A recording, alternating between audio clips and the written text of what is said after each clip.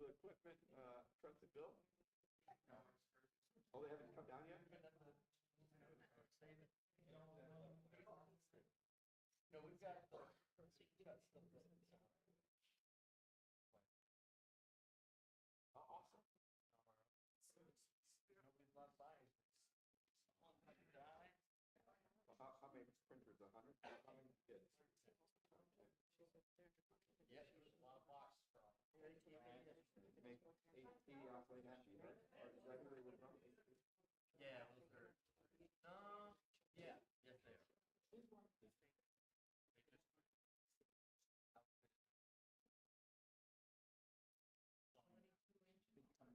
Edge, edge. Good.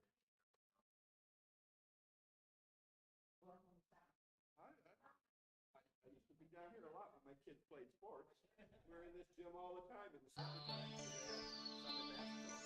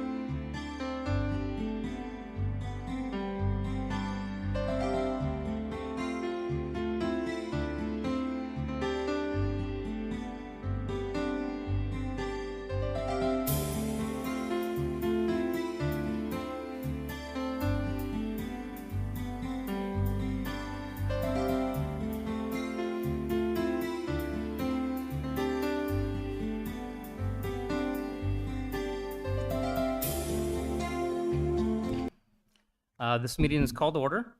Welcome to the July 6th, 2023 El Paso County Commissioner Redistricting Commission meeting.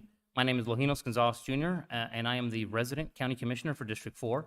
Usually, Commissioner Bremer would start these meetings and hand the shared responsibilities over to the resident commissioner, but she has taken this meeting on the road today remotely, so I am starting things off.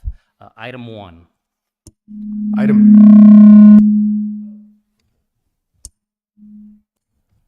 Item 1 is opening remarks. All right, well, thank you. Today, we are pleased to be here at Mesa Ridge High School in Commissioner District 4. In accordance with the statute that established this commissioner redistricting process, we will have one listening session in each existing commissioner district in El Paso County. An important part of each meeting will be to solicit specific feedback from any resident of the commissioner district we're in on any particular day to get their feedback on certain issues first. As such, you'll notice on our agenda that the public comment section is structured a little differently in that we'll give residents of Commissioner District 4 time to address their district's communities of interest, political competitiveness, and maps under consideration. Members of the public who live in different commissioner districts will have the opportunity to comment after we've heard from residents of Commissioner District 4. Also, you may notice that our agenda breaks out the portion of time when the commission will have the opportunity to provide redistricting staff with direction. This approach is designed to give commission members time to discuss ideas separately from direction to staff, so it's clear what is brainstorming and what is actual direction. Finally, as a reminder, we will run a respectful meeting today. Please keep all comments respectful and avoid outbursts, applause, or addressing the commission when you don't have a microphone or haven't been properly recognized. This will also ensure that people listening online can hear the full meeting. At this point, I would like to now turn it over to other county commissioners for any opening comments, and we'll begin remotely with Commissioner Bremer. Yes, thank you, Commissioner Gonzalez. Thanks for running the meeting from there today. Thank you to all of those of you in attendance for being involved in the process. We look forward to continuing to steward this process in a very fair and open way, and hopefully we can make some good headways tonight. Thank you. Commissioner Williams. I had a chance today and hopefully out tomorrow to go back through and review all the criteria so that I can relook at all the maps again. So hopefully we can start narrowing it down. But I'll say I've got new wallpaper in my house, and that is about 9 maps I think we've considered so far. So they're just right up there where I can see them all. Thank you. Commissioner Geithner. Well, good evening. It's great to be here in District 4. I look forward to hearing comments and seeing what you have to share with us. Commissioner Vanderwerf.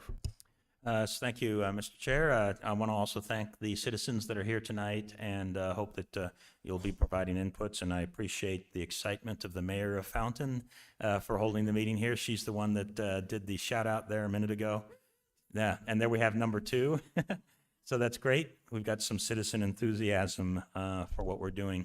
I do think it's great, and I appreciate my colleagues' interest in holding a redistricting meeting in each of the 5 districts, and this is our District 4 meeting here. So I think that's great. That gives citizens an opportunity to not have to drive so far, hopefully to be able to come to the meeting. We know that sometimes it is hard to get a perfect time for everybody to come to every meeting, but I can tell you that we're doing the best we can. We do have a mix of during the day and also evening events for people with different kinds of schedules. So I look forward to the input tonight and continuing to work on this redistricting process. Thank you, commissioners. I'd just like again to welcome everybody here, and I'm very pleased to see a good turnout today, and looking forward to the comments and feedback today. With that, item 2. Item 2 is upcoming meetings, recommendations, and general updates. Ryan Parcell, Executive Director, Government Affairs.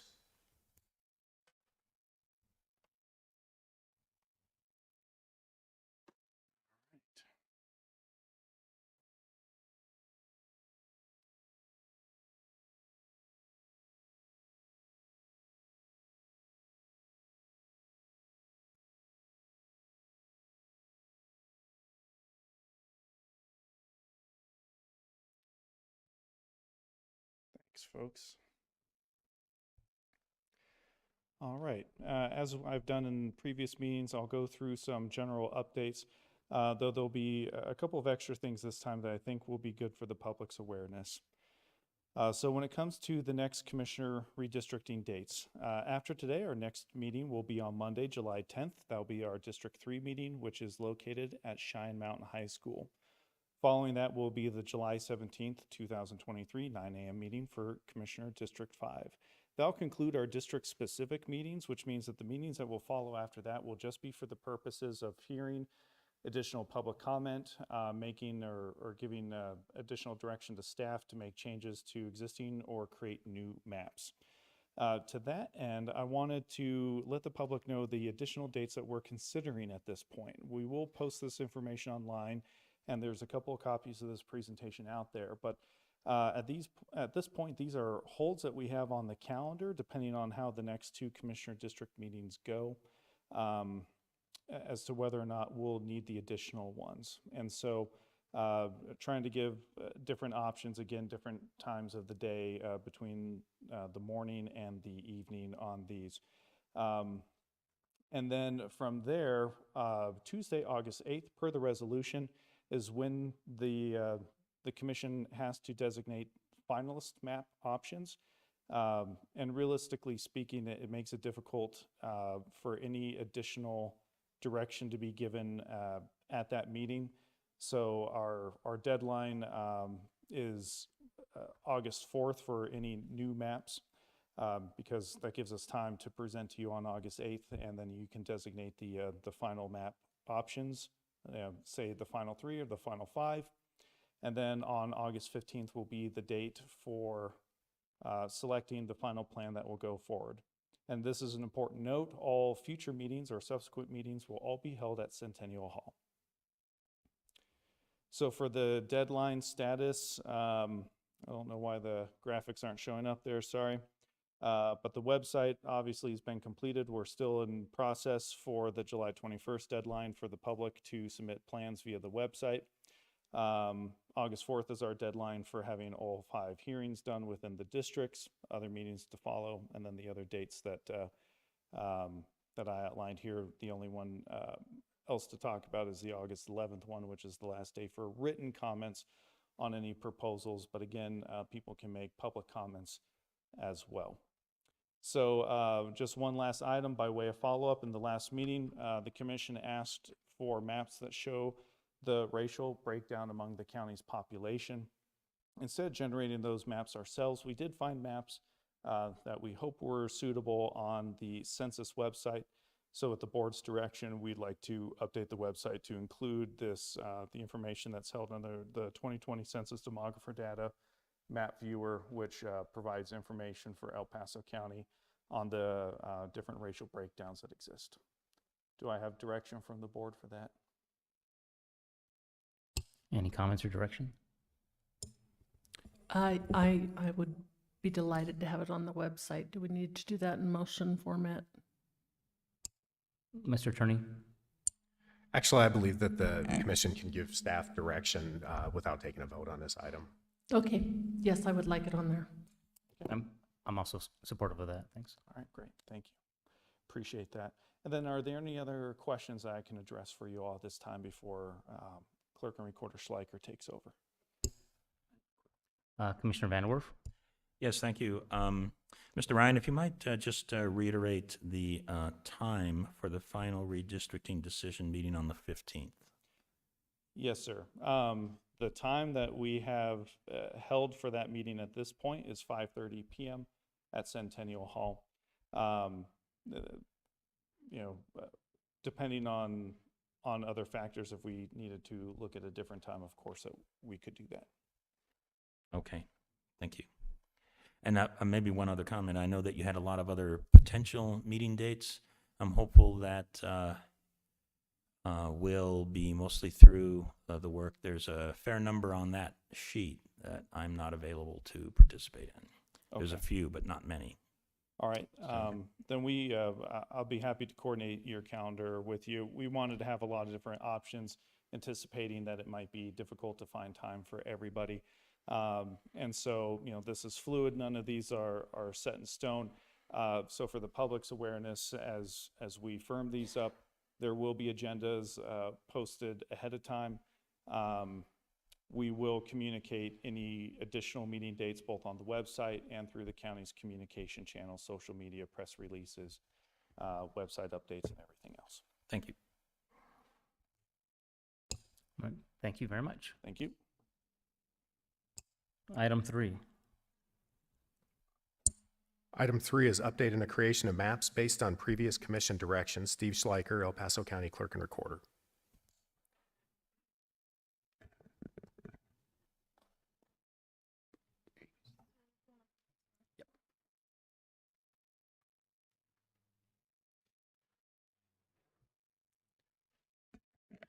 Good evening, Commissioner. Steve Schleicher, El Paso County Clerk and Recorder.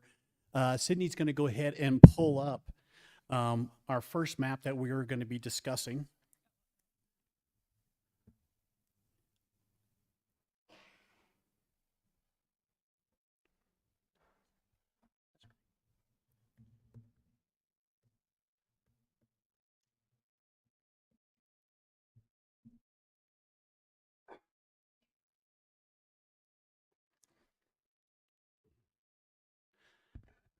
So as Sydney is pulling this up, just want to talk about the Redistricting Commission, the assigned tasks from our June 21st meeting.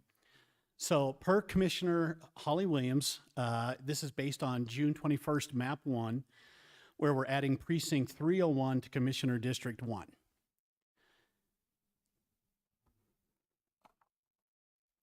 The other task came from Commissioner Lojinos Gonzalez, and that'd be the second map we'll be talking about tonight. Based on, again, our June 21st map 3, where we're looking at Air Force Academy going into Commissioner District 1, modified precincts around Commissioner District 5 to add more to the southern boundary. The other one we're going to be looking at is from Commissioner Carrie Geithner, based on our June 21st map 1, to have Palmer Lake and Monument proper in Commissioner District 3, Air Force Academy to Commissioner District 1, Black Forest Precincts 219 and 441 to Commissioner District 1, and slight modifications to Commissioner District 5 boundary to adjust for population.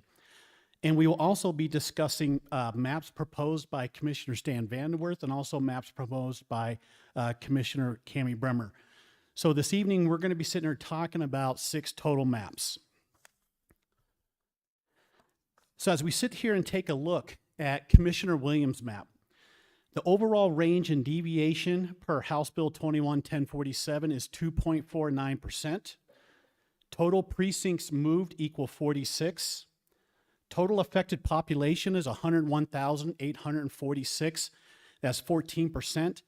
And the total effective active voters is 64,314, so 13% of active voters.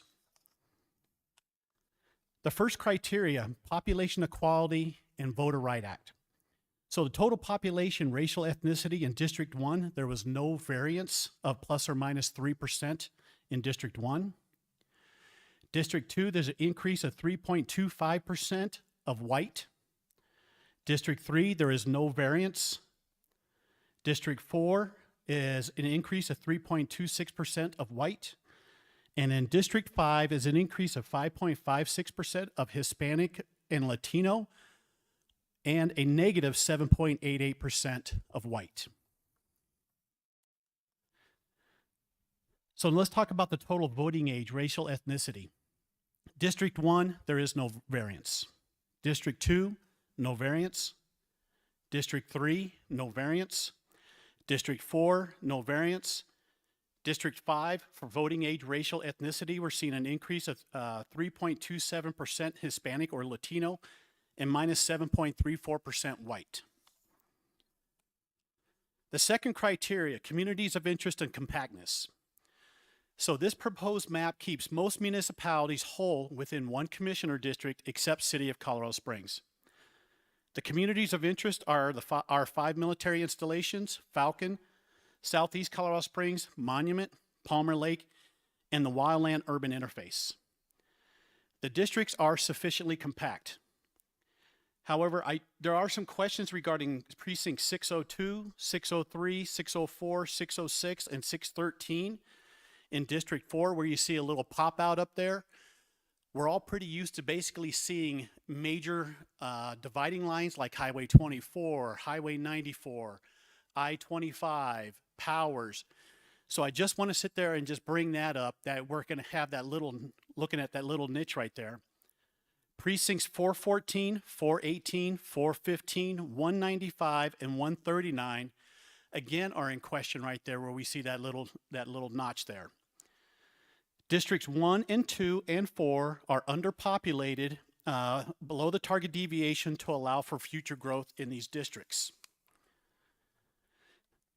Continuing on with the communities of interest and compactness, the total population in this map for District 1 is 145,848, so we're 1,053 below the target deviation. District 2 is 144,848. We're 1,707 citizens below the target deviation.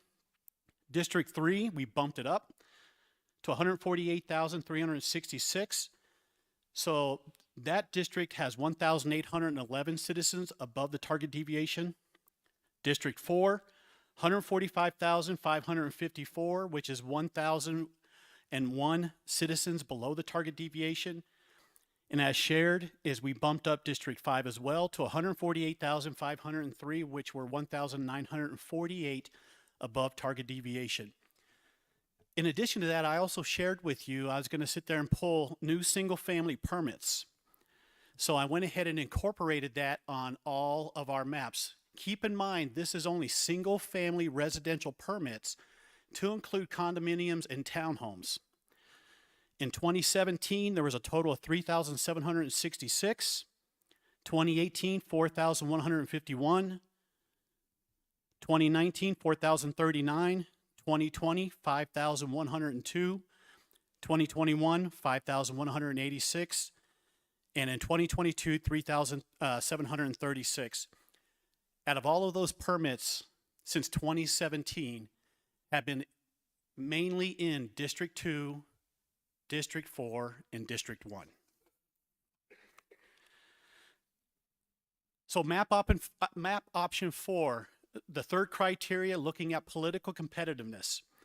As you can sit there and see by the 6 races that we have studied, in U.S. President is where we're looking at a plus or minus 3% is District 4. We're seeing a plus 3.15% Republican. Then the other one is clerk and recorder race, where in District 4, we're seeing a 3.2% increase in Republican vote. In District 5, we're seeing a 3.65 increase in the Democrat vote. So commissioners, that is a summary of Commissioner Holly Williams' map 4. Are there any questions before we move on to the next map?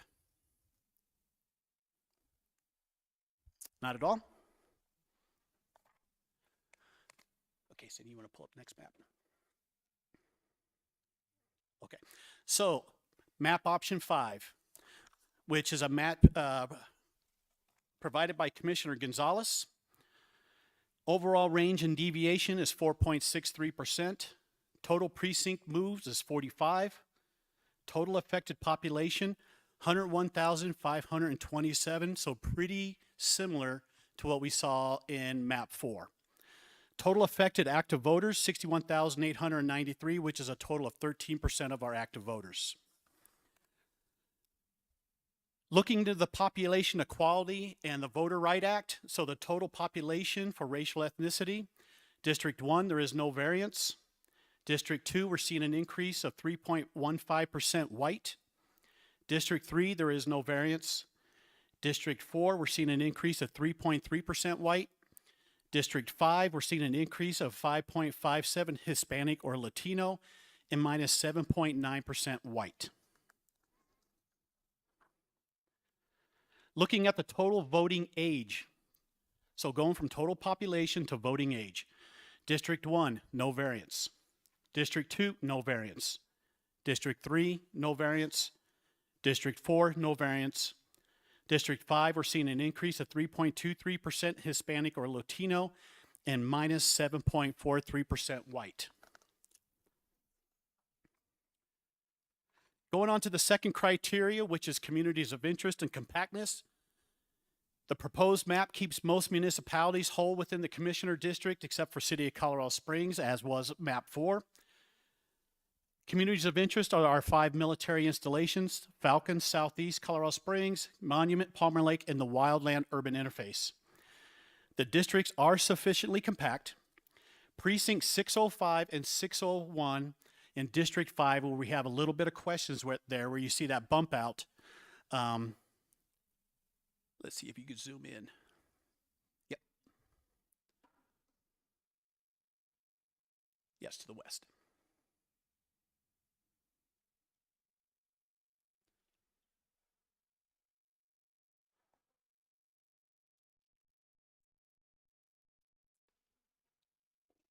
So we have that little bump out there.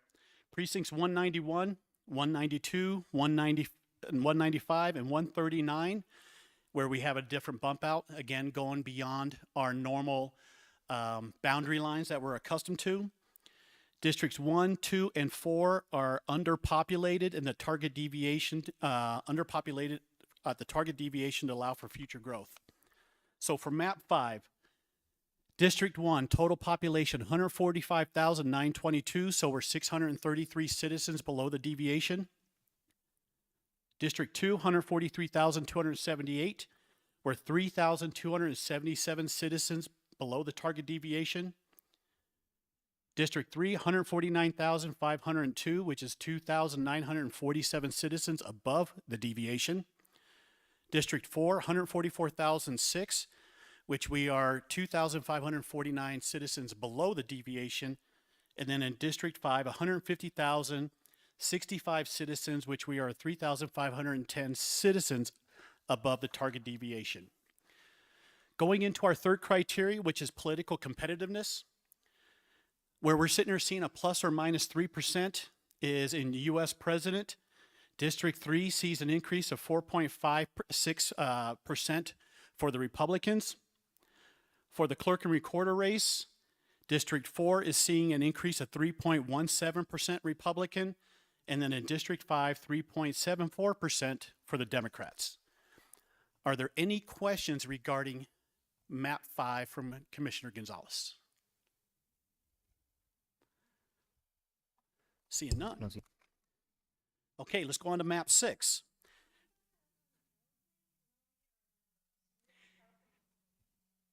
Yeah, in fact, on the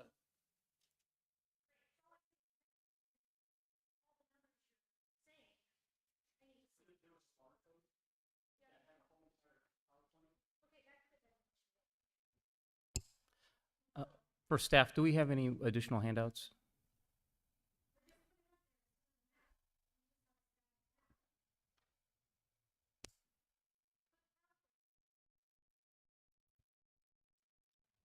what would you like to do, Commissioner? Staff, do we have additional handouts? We didn't, last time we had more handouts that the public could look at. All right, do we have it on, available for? There was several that were up on the table, Commissioner, so they're probably all gone. Can we just put the QR code back up quickly for anyone who maybe didn't get it? Yep. That'd be great. Thank you. Please, we're trying to address it. We Go ahead. hear the concern. Please bring up the QR code.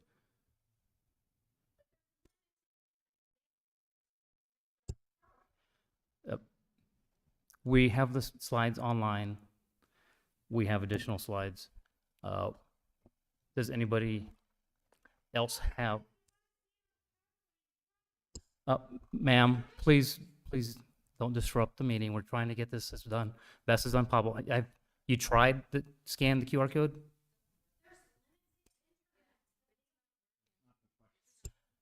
Oh. Okay. We're going to have all this information available. It's going to be, ma'am, I've not seen you attempt to try to scan it. All right, Mr. I would be in support of running the PowerPoint because we have the maps in front of us. Do we have the slides available? Mr. Chair? Yes. So I just tried the QR code and the maps came right up. Right on my smartphone, came right up. We're going to continue. We have attempted, we don't have, Mr. Parcells, could you give her my slide deck? And for the record, it came right up on the QR code. I have good internet. Thank you very much. We're going to continue. Please continue. Okay. Okay, so map option 6 was proposed by Commissioner Geithner. In compliance with House Bill 21-1047, map option 6, the overall range and deviation is 4.41%. Total precincts moved equals 34. Total affected population, 81,070, which is 11.06% of our total population. And the total affected active voters is 53,625, which is 11.09% of our total affected active voters. Going into our first criteria of population equity or equality and Voter Right Act, total population, racial ethnicity, District 1, there is no variance. District 2, no variance. District 3, no variance. District 4, there is no variance. District 5, we are seeing an increase of 3.24% Hispanic or Latino and minus 4.85% white. So that is total population. Now let's go into total voting age, racial ethnicity. District 1, there is no variance. District 2, no variance. District 3, no variance. District 4, no variance. District 5, we are seeing a decrease of 4.6% white. On to the second criteria, which is communities of interest and compactness. As shared with maps 4 and 5, the proposed map keeps most municipalities whole within one commissioner district, except for the city of Colorado Springs. Our communities of interest here in El Paso County are our 5 military installations, excuse me, Falcon, Southeast Colorado Springs, Monument, Palmer Lake, and the Wildland Urban Interface. The districts are sufficiently compact. Taking a look at precincts 193, 194, 620, and 627, when we sit there and take a look at District 4, again, just taking a look at that little pop-out, Districts 1 and 2 and 4 are underpopulated below the target deviation to allow for future growth, as I mentioned with the permits. So a summary of the communities of interest of compactness, District 1, total population equals 146,079, which is 476 citizens below the target deviation. District 2 is 143,409, which is 3,146 citizens below the target deviation. District 3 is 149,865, which is 3,310 citizens above the target deviation. District 4 is 145,405, which is 1,150 citizens below the target. And then District 5 is 148,015 citizens, which is 1,460 citizens above the target deviation. Taking a look at map option 6, the third criteria, political competitiveness, there are no races that we saw a plus or minus 3% at all. Out of the 6 races that we studied, there is no plus or minus 3% for Democrat or Republican in any of those races. So a working map that we're working on for Commissioner Vanderwerth, what we need to do is get a little bit more information. Right now, this map does not meet the 5% population deviation, where District 1, we're looking at a total population of 137,017, which the target deviation is 9,538 citizens below the deviation. District 2 is currently at 145,518, which were 1,337 citizens below the target deviation. District 3, we're at 148,357, where 1,802 citizens above the target deviation. District 4, we're at 150,420, which is 3,865 citizens above the deviation.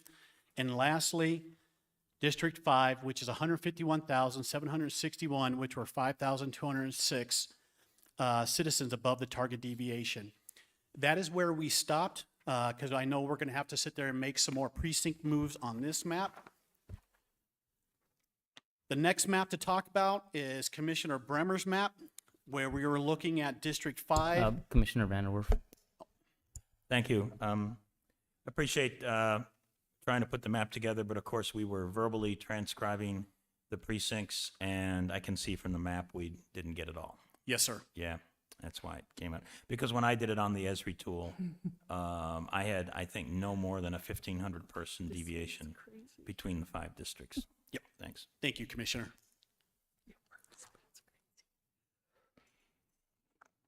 The next one we're going to be talking about is Commissioner Bremer discussed 2 different maps. The first one we're going to be looking at is District 5 moving north.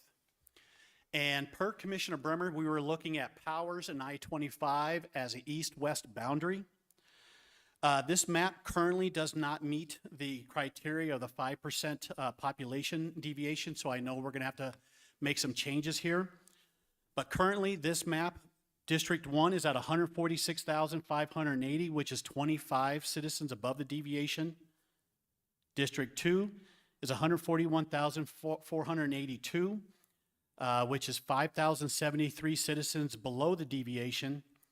District 3 is 118,262, which is 28,293 citizens below the target deviation. District 4 is 177,771, which is 31,216 citizens above the deviation. And lastly, District 5 is 148,678, which is 2,123 citizens above the deviation. This is very, very difficult. Most of our population is in Commissioner District 5. And when we sit there and we start moving Commissioner District 5, we are sitting here, we have to gain and take away because of the compactness of the population within Commissioner District 5. And as you will see there is when you move a district like Commissioner District 5, you can deviate up to 35,000 citizens just by making a slight move of those precincts, which right now we're looking at District 3 being 28,000 citizens below and District 4 being 31,000 citizens above. The last one, per Commissioner Bremer, when she was asking, what would it look like for the map moving north or the map moving south, keeping the east-west boundary lines? Is this map still requires some precinct moves in order to be within the 5% population deviation? So currently, based on this map, District 1 is at 178,007 total population, which we are 31,452 citizens above the target deviation. District 2 is 135,161, which is 11,395 below the target deviation. And then District 3 is 124,925, which is 21,630 citizens below the deviation. District 4 is at 144,099, which is 2,456 citizens below the deviation. And lastly, District 5 is at 150,581, which is 4,026 citizens above the deviation. So commissioners, all of the backup material, the studies are following this presentation of when we went into the Voter Right Act, political competitiveness, compactness, things like that. So I wanted to basically highlight the 6 maps. Are there any questions? And for the commissioners, I'm going to start off with Commissioner Bremer to see if she has any comments.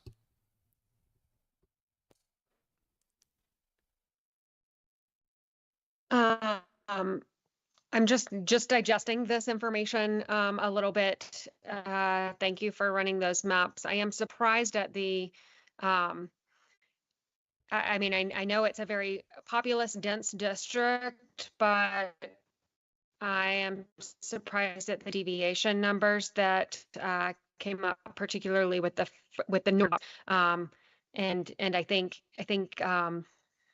that maybe one of my colleagues is proposing something similar, but that takes into account that population compactness as well.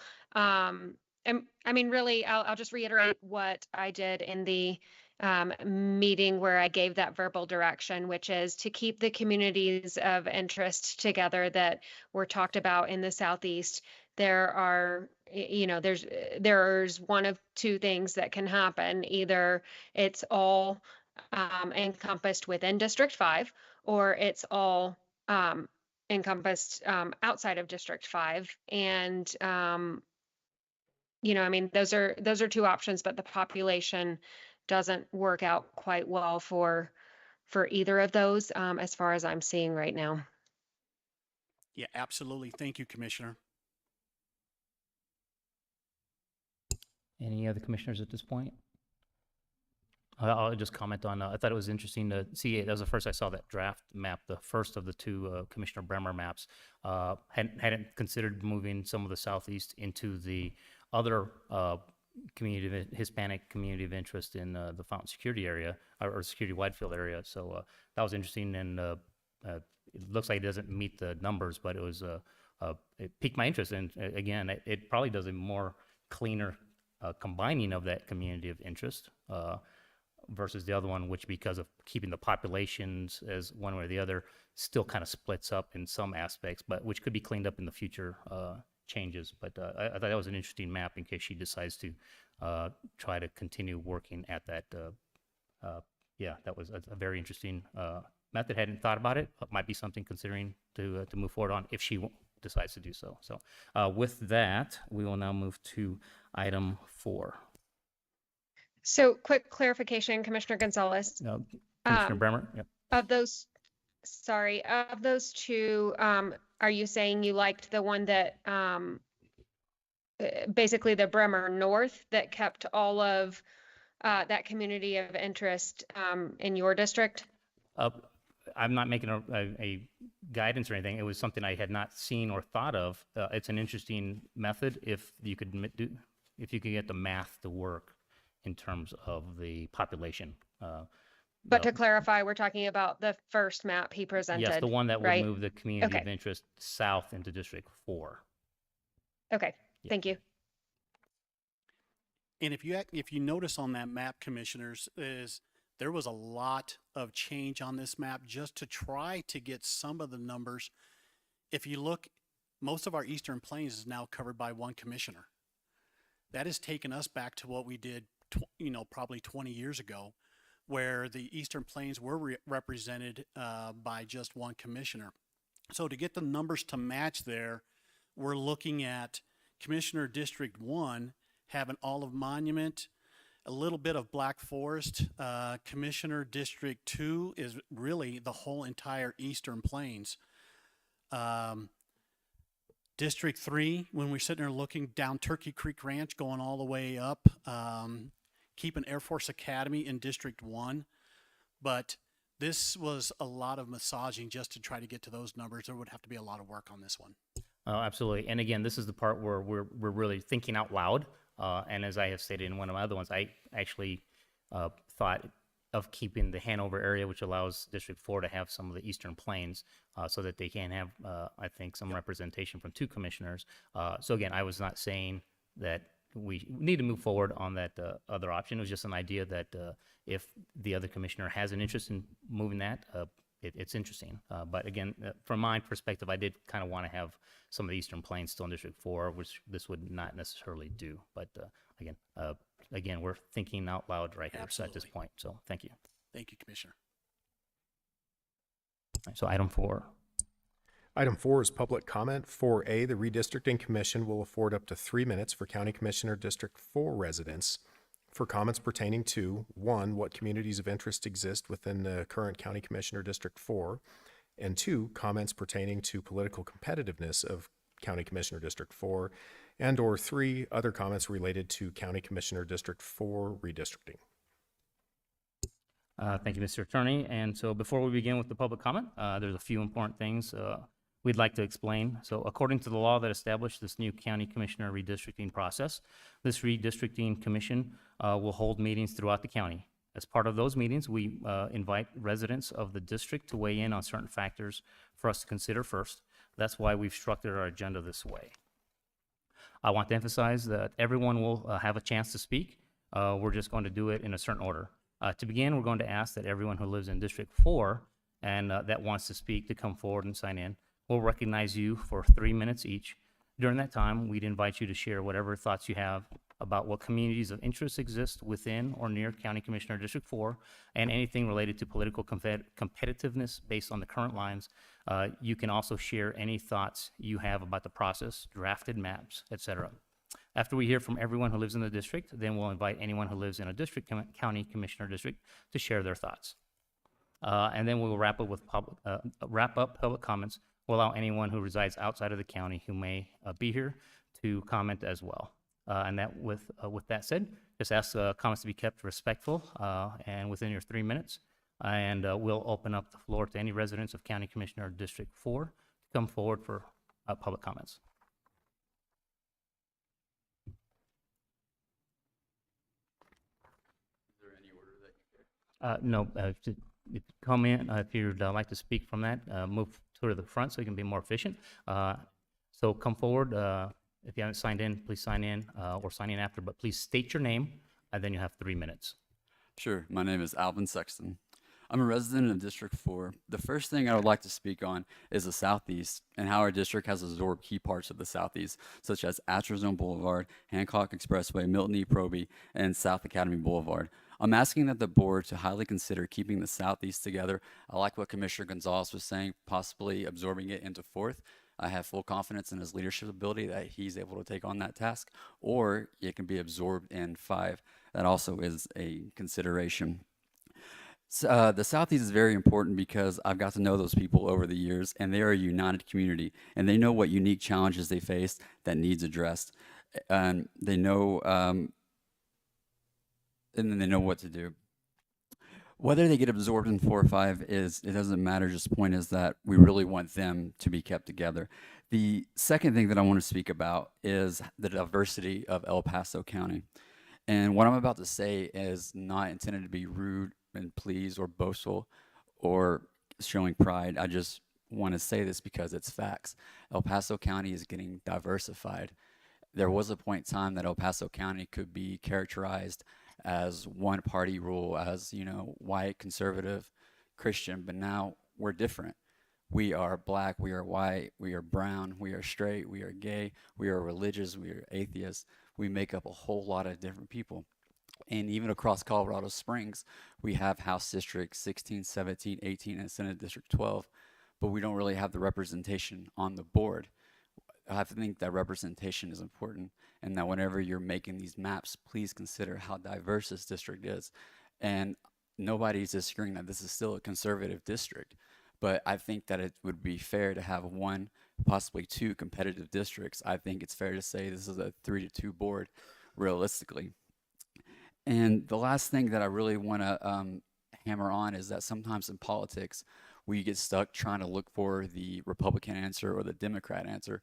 But I really want this board to look at the right answer, the ethical answer, that's going to give people the representation that they deserve. And I just really want to end with a quote. It's by Robert F. Kennedy.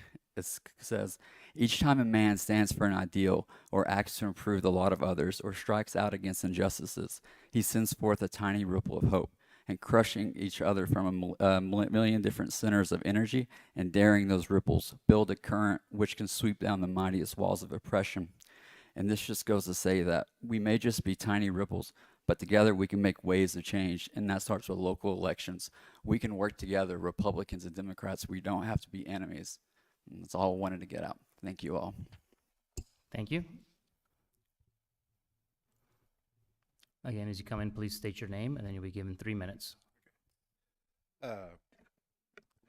Hello, my name is George Joseph Horan. I'm a member of the Working Poor, and I've spent most of my adult life moving every 1 to 2 years, chasing the lowest rents. This has ensured that I've lived most of my life almost exclusively in Southeast Colorado Springs. As a politically active individual, I talk to my neighbors wherever I go, and I tend to have the same kind of political discussions. Recently, I came across the break I needed to buy a house and ended up in Stratmore Valley. Stratmore Valley is full of hardworking members of the working poor who got the lucky break they needed to become homeowners. I love my new neighbors, and as we are the same kind of people who I've spent my adult life living amongst. So I was surprised to discover that I'm in District 4 and that my vote is pooled in with the interests of Security, Widefield, and Fountain. I don't understand why we are part of their voting district when the only time most of us interact with Fountain is when we pay sales tax to that shopping center that they annexed. The rest of the time, we're working, shopping, and living in Southeast Colorado Springs. Why aren't we part of Southeast Colorado Springs? I personally like the Williams map, except I would like to see my precinct 615 moved to District 5 so that Southeast Colorado Springs can remain united, can be united. Thank you.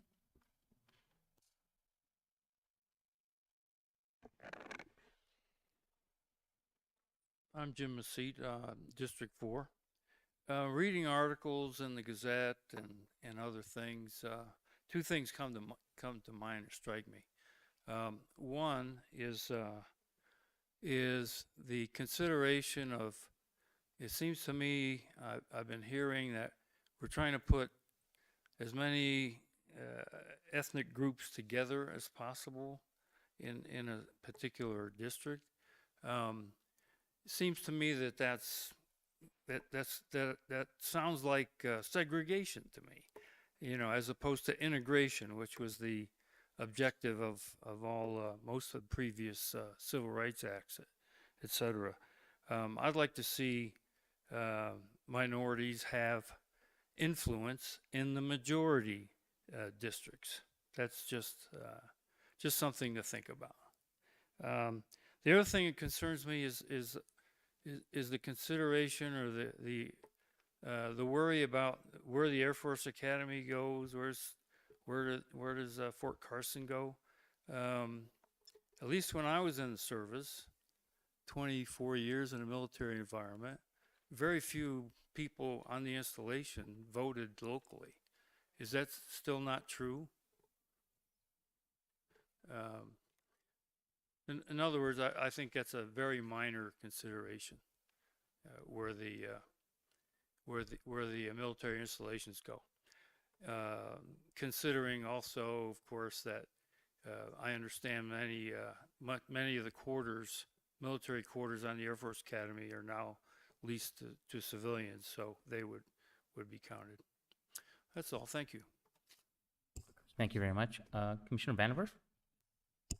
I just want to express my appreciation for your comments, but to your question about the military bases, and we can have legal counsel correct me if I say this incorrectly, but we do need to balance the districts based on population, not on registered voters, and the bases carry really big numbers.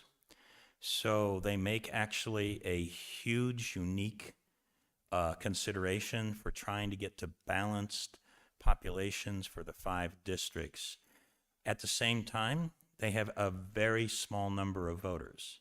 So to use the Air Force Academy as an example, I might not have these numbers exactly right, but there's something like 6,000 people on the Air Force Academy. So you move that from one district to another and you have a huge swing of population, but there's less than 1,000 that actually vote. So the entire academy is only one precinct. So the kind of the difficult part, and it's just simply a unique nature about our county here, is these big bases have big population swings, which we have to take into account, and small numbers of voters that vote locally. A big number of them vote somewhere else because they remain registered to vote in another state somewhere. So that's some of the unique nature of the bases. I thought you'd find that interesting. Thank you very much. Anyone next? Please state your name, and then you'll be given 3 minutes. Thank you. My name is Tony Exum Sr. I have lived most of my life in Colorado Springs. I reside in County Commissioner District 4.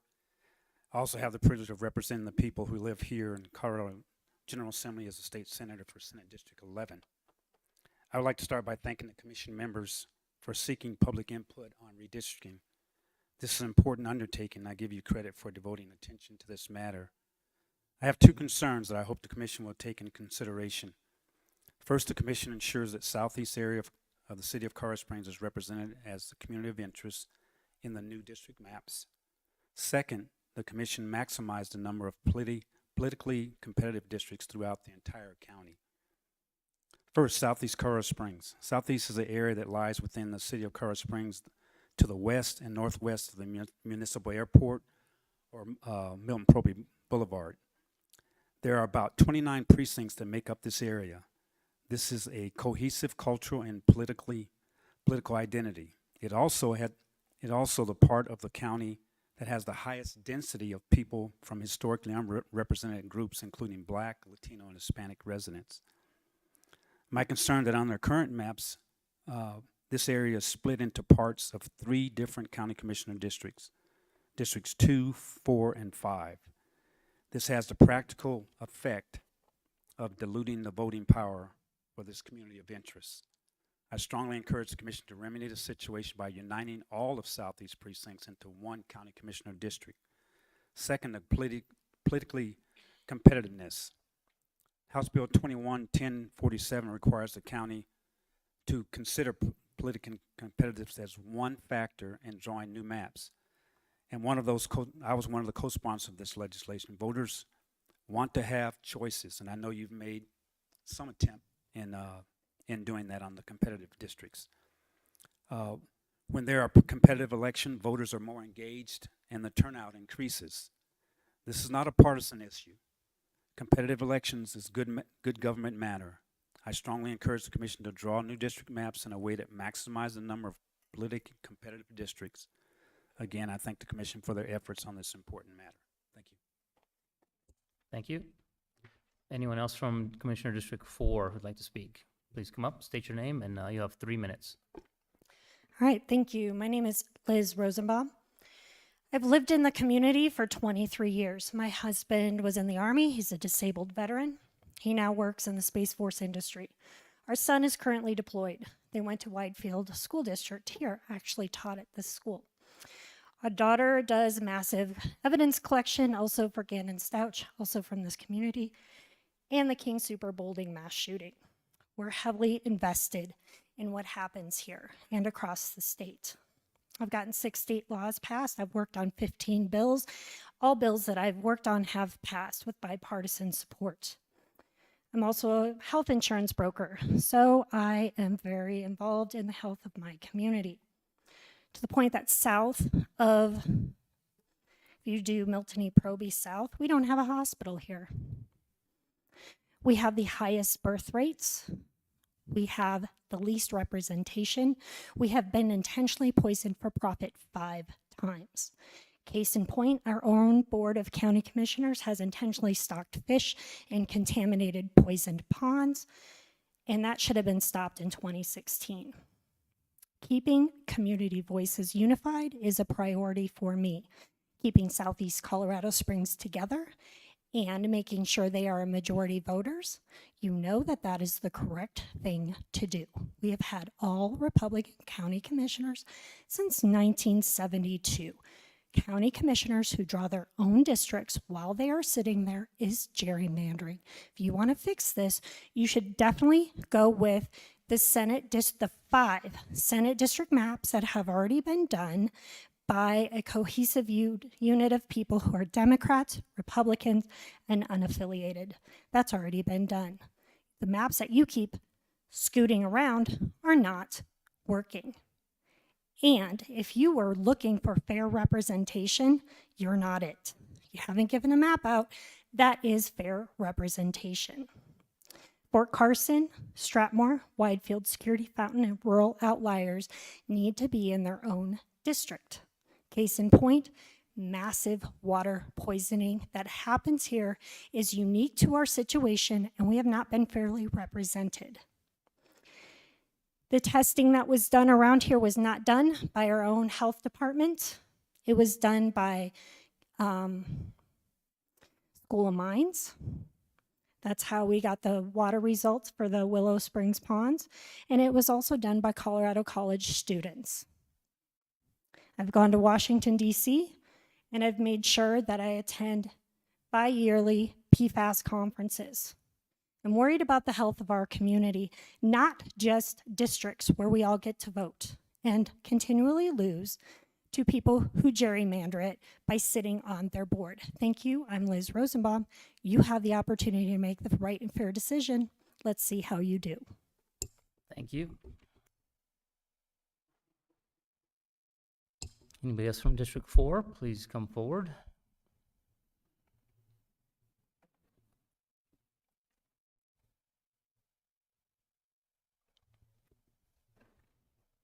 And again, state your name, and then you'll be given 3 minutes. Thank you. Good evening, County Commissioners. Thank you so much for coming all the way down here tonight. I really appreciate it. And thank you for all your patience with all the communities and all the input you're letting us give. I really appreciate it. You asked tonight for us to give comments on communities of interest. I think you're sitting inside of one of them right now. I would ask that you recognize Fountain and Fort Carson as a community interest. Our school district is named Fountain Fort Carson School District, so that makes it really helpful if you keep it together. Security, Widefield, Hanover, Midway are all considered a community of interest. We are an Army town, and so that's pretty much why we asked for you to keep Fort Carson here. I know that Ms. Rosenbaum recently referred to the PFAS issue. I think that's a huge issue and why we asked to be kept as a community of interest. It was very, very convenient to have one commissioner to work with when we had to work on that issue, and you know, we had several representatives and senators we had to work through, but having one representative to reach out to that was in the affected area, I believe that qualifies us as a community of interest. So barring any questions for you on anything else, that's all I have to say. Thank you very much. Thank you. Mr. Chair, sorry to interrupt, but I'm not sure Yes. if we caught the last speaker's name. Oh, Sharon Thompson. Oh, thank you. Thank you. thank you, Mr. Attorney. Anybody else from District 4 like to come forward? Okay, so then we'll open it up to any other El Paso County residents who'd like to come forward and speak on issues related to the redistricting. So anybody from El Paso County, from other districts, please move forward. Then again, please state your name, and then you'll be given 3 minutes. Hello, my name is Jacqueline Armendariz Unsueta. I'm a District 5 voter. I wish to first address the mischaracterization that Commissioner Gonzalez made during the D2 public hearing in stating that members of the public calling to unite Southeast Colorado Springs are saying commissioners aren't listening. It's pretty clear you're being forced to listen by the state law that governs this process. You can't fault us for being concerned about our community of interest and ultimately what action this board may take because talk is cheap. It's quite sad that some people have made comments showing they don't understand the basic concept that diluting the vote of a community of color is illegal under the Voting Rights Act of 1965. I must say it's also been quite frustrating during this process to hear several white people who don't even live in Southeast scratching their chin saying, gee, we don't know a definition of that community when it's literally been provided to this board several times over in public comment. So once again, I'm here to express that we the people are asking this board to unite Southeast as the community of interest that it is in our new map. I also hope this board understands that there can be a huge difference between intent and impact. I posted public comment in regard to this, especially because the only public hearing scheduled during the workday is District 5, which contains much of our majority-minority precincts. You may have allegedly intended to provide another choice and time for a public hearing, but the actual impact is showing us that our largely working class district, that our participation in these hearings is not welcome. Otherwise, to make the point clear once again, you are being called upon to end the gerrymandering of Southeast Colorado Springs and respect our votes. Thank you. Anyone else would like to speak? Come up, please state your name, and then you'll be given 3 minutes. Good evening. My name is June Waller, and I'm in District 5. I'm here to say I agree with the speaker that spoke before me, so it doesn't make sense for me to repeat what she has said. But I do want this audience to know, and for the commissioners to know, that I've been living in District 5 and I feel I have no representation.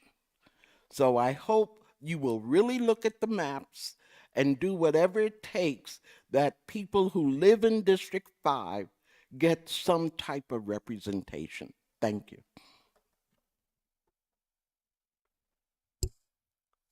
Anybody else would like to come forward? Please state your name and then you'll be given 3 minutes.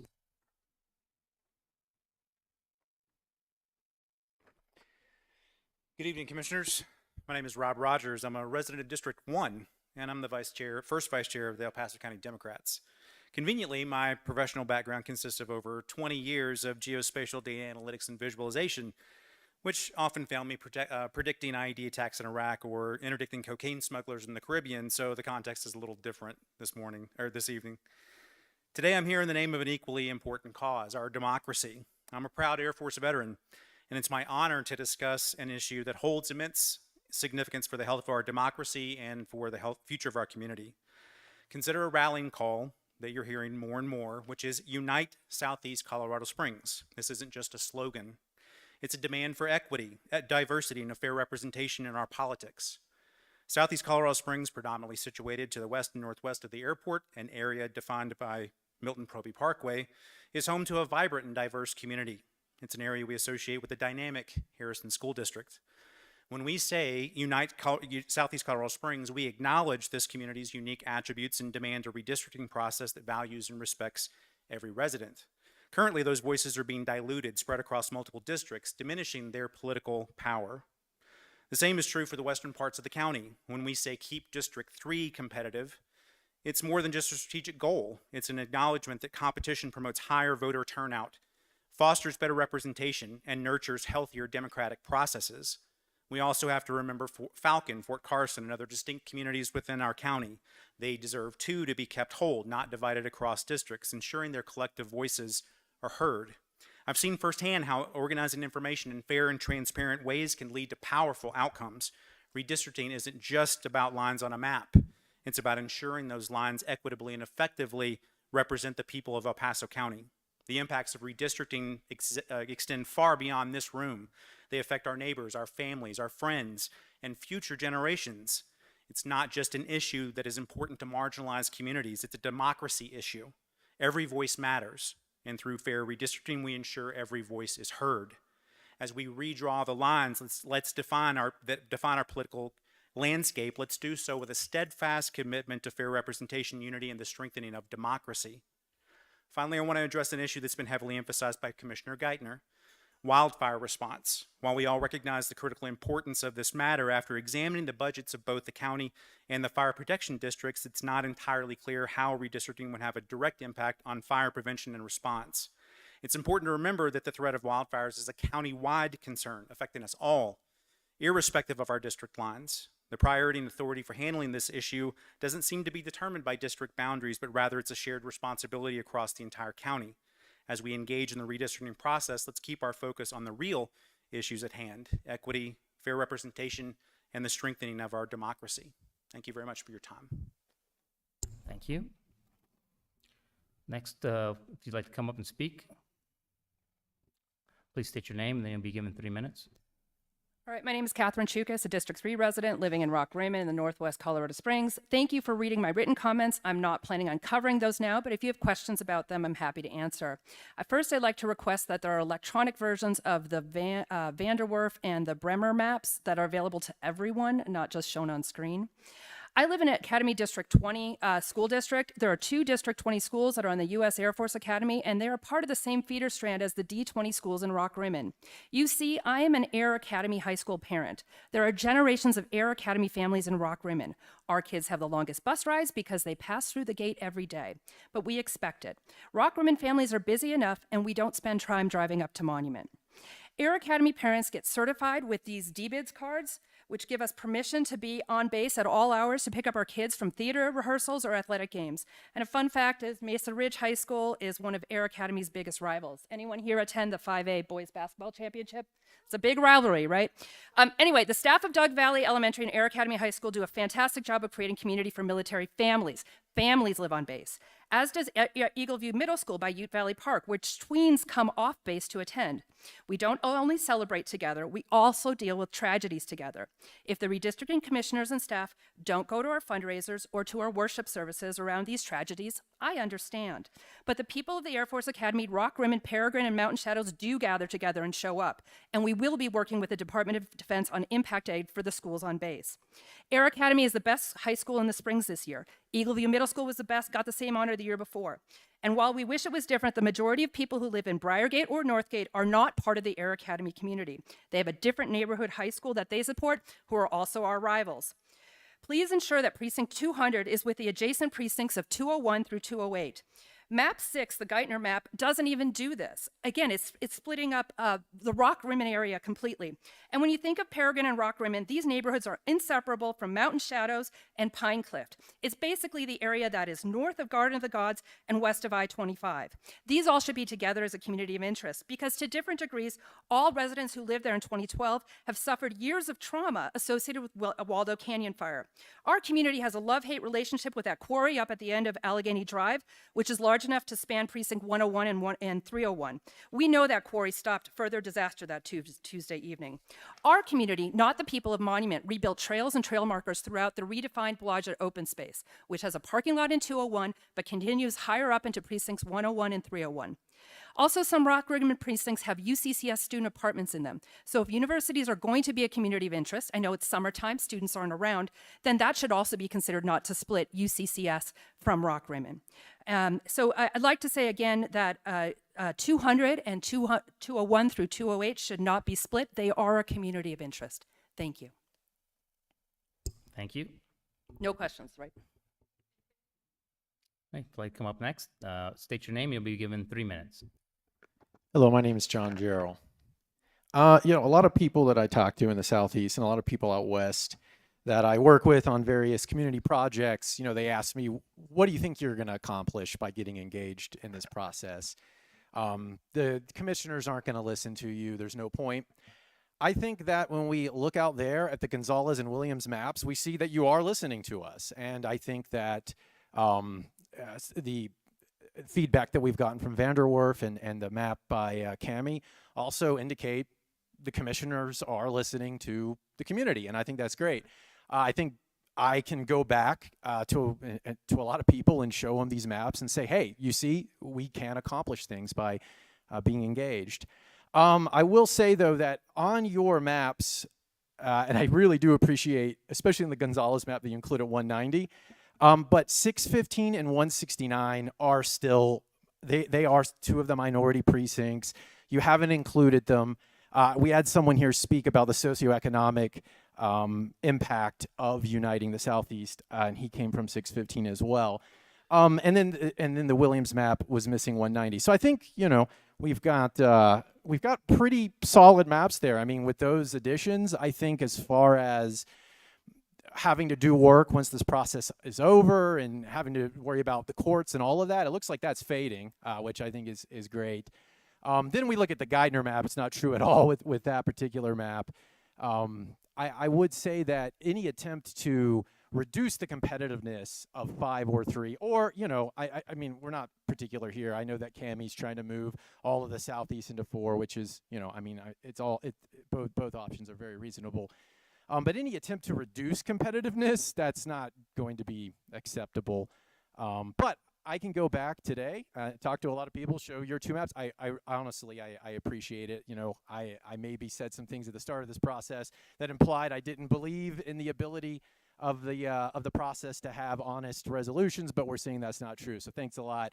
Besides those few precincts that I've mentioned there on those 2 maps, I mean, I'd have to walk away from here saying, that we're done. So thanks a lot, everyone. Thank you. Please come forward, state your name, and you have 3 minutes. Good evening. My name is Candy Boyer, and I live on the northeast part of District 5, I'm starting to feel like a ping pong ball because Carrie Geithner's map is the only map that keeps me on the west side of Powers in District 5, not on the east side, which is District 2.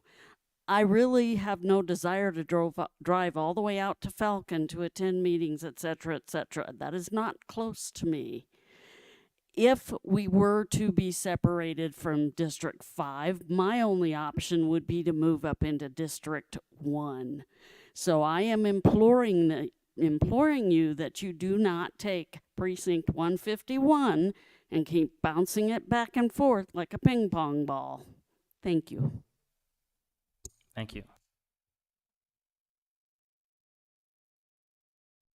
Is there anybody else from El Paso County who'd like to speak at this point? Okay, please come forward, state your name, and you'll be given 3 minutes. Thank you.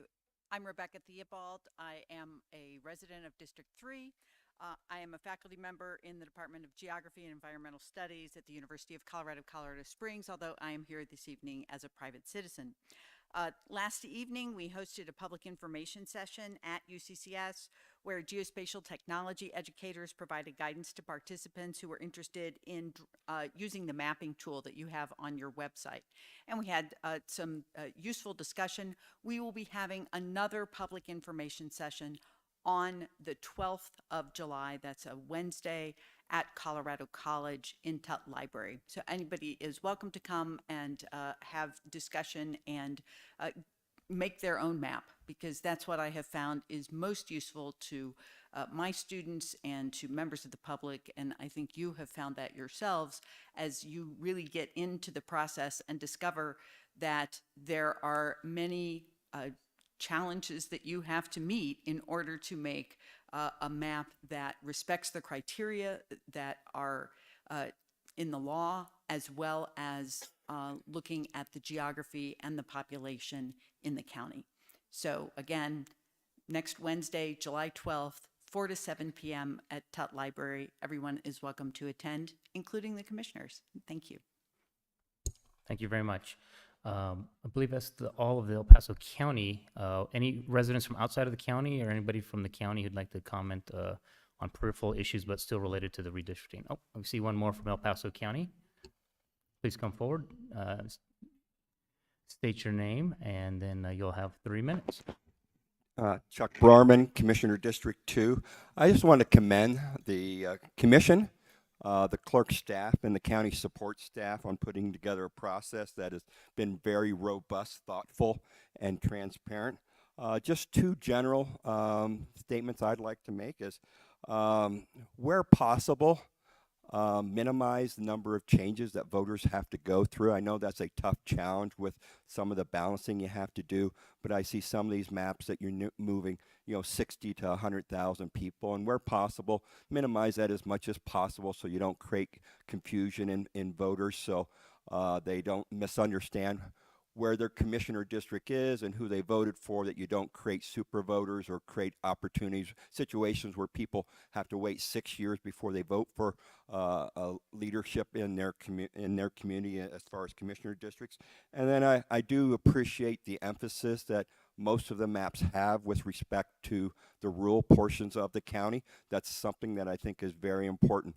I live in the city of Colorado Springs. I have a city councilor that represents me. I have 3 at-large members, and I have a mayor that represents me. But someone who lives just a short little distance to the east of me doesn't enjoy that representation of having somebody in a city commissioner council district represent them. So I think it's very important. There's distinct differences of a rural portion of the county and urban. So I do appreciate you. Look, most of the maps have Commissioner District 2 and 4 representing rural and a portion of 2. So I do appreciate that emphasis. So thank you all for your good work. Thank you. And then again, is there anybody else, can be anybody not even in El Paso County, who'd like to comment on our maps or redistricting issues or ideas? Okay, and we have another person from, I believe, District 4. Please state your name, and then you have 3 minutes. Deetra Duncan, Fountain City Council at Large. And I just want to commend you for coming to Fountain. 20 years ago, no one even knew who Fountain. They didn't want to come to Fountain, but now everyone wants to live here, and we're growing like crazy. I am here concerned about Fountain Fort Carson being removed from my district. I'm speaking on behalf of our neighbors. At one point, I have a son, and at Fountain Fort Carson was the only place that we had where Boy Scouts were available in our area. So I just want you to know that Fountain Fort Carson is an area of concern. It is an area of our neighbors. We see them every day. We talk to them every day. We go to the grocery store with them. We walk with them. They are considered our family, and that is a concern to remove Fountain Fort Carson from District 4. Okay, thank you. And then one last call for anybody who'd like to comment on this who hasn't already spoken. Blake, do we have anybody online? Nobody online. Okay, so I believe that takes us to the end of public comment. So we'll be closing the public comment portion of this meeting and going to item 5. Item 5, Redistricting Commission members publicly deliberate regarding any individual ideas and/or present individual maps to other redistricting members and to members of the public. Thank you. So we'll be taking any just ideas or discussions without giving guidance at this point. So just because I can't see her, Commissioner Bremer, do you have any comments, ideas, or thoughts at this point? I think I would like to hear the other ideas, and I've seen what I'm still digesting all of the information, and I do believe that a few colleagues have some proposals of their own, and I'm interested in seeing those to see if we can specifically address some of the downfalls that we saw in the earlier maps presented. Okay, and I'll just go down the line if there's any ideas or thoughts. So we'll go next to Commissioner Williams.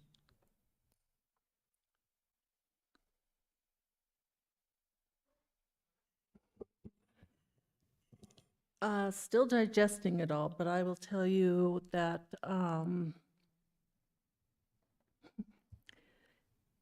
this 602 and 603, the Stratmore Hills area, I did like the person who commented about Stratmore Hills. It seems to me almost to fit better with some of these maps in Commissioner Gonzalez's district. Because if we get almost all of the 600 precincts into one district, and maybe if I probably went back to the school district map we did in our first meeting, that might be an interesting concept. Because I don't necessarily like on Commissioner Vanderwerf's working map at the moment, the division of Stratmore Hills. But other than that, all of these proposals are really interesting. So I don't know as if I have any comments for new proposals yet. So I will be working on that. Okay, I'm going to go to Commissioner Vanderwerf because he said he'd like to add a comment you just touched on. Thank you, Mr. Chair. And I'll, for the majority of my comments, I'll just wait till we come to this side. But to Commissioner Williams' comments with regard to 605, 602, and 601, just for your awareness, I didn't add them into my district or take them out of the district. That's actually the way it is presently. Those are actually part of District 3 right today. Okay, thank you. Yeah. Your point is still valid, though. So, I think it's an interesting point, and we can do something to consider that. But they are in my district right now. And I'll just add, again, since it was touched on, and a gentleman brought that up, portions of Stratmore Hills, Stratmore Valley are unincorporated. So when somebody said, why does that not added to Southeast Colorado Springs, most of that is actually unincorporated. And so there is a little distinction there. Another member from the public did mention about the PFAS water contamination. And the areas that were affected was the Widefield Aquifer, which includes Security Widefield, Fountain, and the Strathmore Hills and Strathmore Valley water districts. And so in terms of any concerns residents might have or questions, that's also a reason perhaps, or perhaps not, to consider keeping those together in any maps, but just some general comments there. So I'll be moving now to Commissioner Geithner. Another comment. Commissioner Williams. Yeah, I'm sorry. I had one other comment. I was thinking about the wildland urban interface beforehand. And yeah, I think it makes for a good boundary to have all of the west side in one commissioner district, but I don't know. And I say that in light of the Waldo Canyon fire, because it could have come down into Palmer Lake. It could have come down into the Air Force Academy. I don't know as if it should be, and I was the one who initially brought up, I think, that the wildland urban interface was a good dividing line. I just wonder if we should be placing so much emphasis on it as a community of interest. And because we have a very specific list of communities of interest listed in this House bill. So that's just a thought as well. Commissioner Geithner. Thank you. So I really appreciate the opportunity to have this discussion, and I think we have some really good maps that I'm pleased to see. Thinking about our criteria and the things that we are asked to take into consideration and the weight of each one of those things. I think we have some good maps to start with. I'm pleased to see that the Southeast is mostly together, though it sounds like maybe we still have a little bit of area to look at there. I do think, this is tough. I've spent a lot of hours on the Esri tool, and I think when you really get there and you play with those numbers, you understand how difficult it can be to get to those population numbers, which are our first and foremost criteria. And so spending a lot of hours and thinking about, we can't make all of these things happen, and one precinct could be a member of multiple different types of community interests, and how do we prioritize those? I think some good comments were made here tonight about, what does that mean to be a community of interest, and how does it affect how you interact with your local government? Does it matter, in some cases, does it actually impact how they interact? And I think those are really good questions and things to consider as we move forward. The comments about the wildland urban interface, and Commissioner Williams just made some of those comments as well. And, how does it matter? Well, it does matter when we advocate for how much money we're being spent. Do we feel like that your voice is heard or diluted in the same way that we're talking about other communities of interest? So I'm still interested in that one. Doesn't mean that, I've decided that's a more important one, but I do think it is something to continue. I'm really torn on the comments around the Eastern Plains. We have some maps that do different things there. And on one hand, that is a community of interest in those rural eastern areas, and not everyone may be aware I'm the only person on the Board of County Commissioners that lives in the unincorporated area. So that's of particular interest to me. So I appreciate we've got two kind of scenarios. One is we give those Eastern Plains two voices, and the other one is we keep them together as a community interest to strengthen their voice within a district. So I don't know that I have any kind of determination on that as I continue to consider all the other factors, but I think that is something that we really have to consider is which way we want to go on that. I also am really interested in Commissioner Bremer's map. That is still a working map, and did come up with something somewhat similar.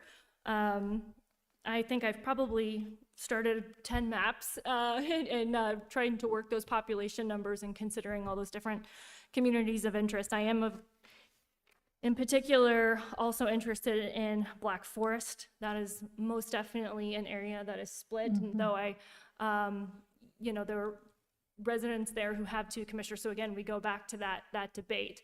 But I do think keeping them together as a community interest is important and can be accomplished with a few moves. So those are kind of the things that I'm thinking about and prioritizing, along with those considerations for the Southeast. We've heard about Patty Jewett. I think those are all accomplishable and are present in some of these. And I look forward to really hearing the direction tonight, and then really sitting down, and everyone's used the word digested a few times.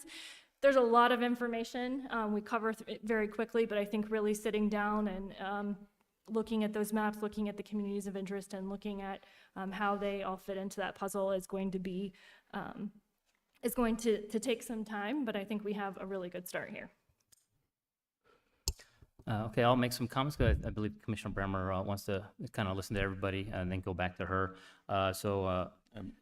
Did you want to end? Oh, yeah, comments? that's right. Yes. I'm sorry, yeah, we were going back to Commissioner Vanderwerf because you gave some comments just on Commissioner Williams's comments. So Commissioner Thank you, Mr. Chair. I Vanderwerf. thought you were going to allow me to do the closing comments, but okay. I first of all, I just want to thank all the citizens who are here, and I want to make up some points that I think are really important. First of all, I want to thank our distinguished state senator for being present here tonight. Thank you, Mr. Exum. But what is also really awesome, we have sitting elected officials from Fountain, including the mayor from Fountain. We have former elected officials in the audience. And I know for certain that we have Democrats and Republicans in the audience, and we probably have several independents here. You know, that's what democracy is. We're all here, and we're all providing our inputs. And I can tell you, I can speak for myself for sure, but I believe it's also true for the other commissioners. We appreciate all the inputs that everybody is providing.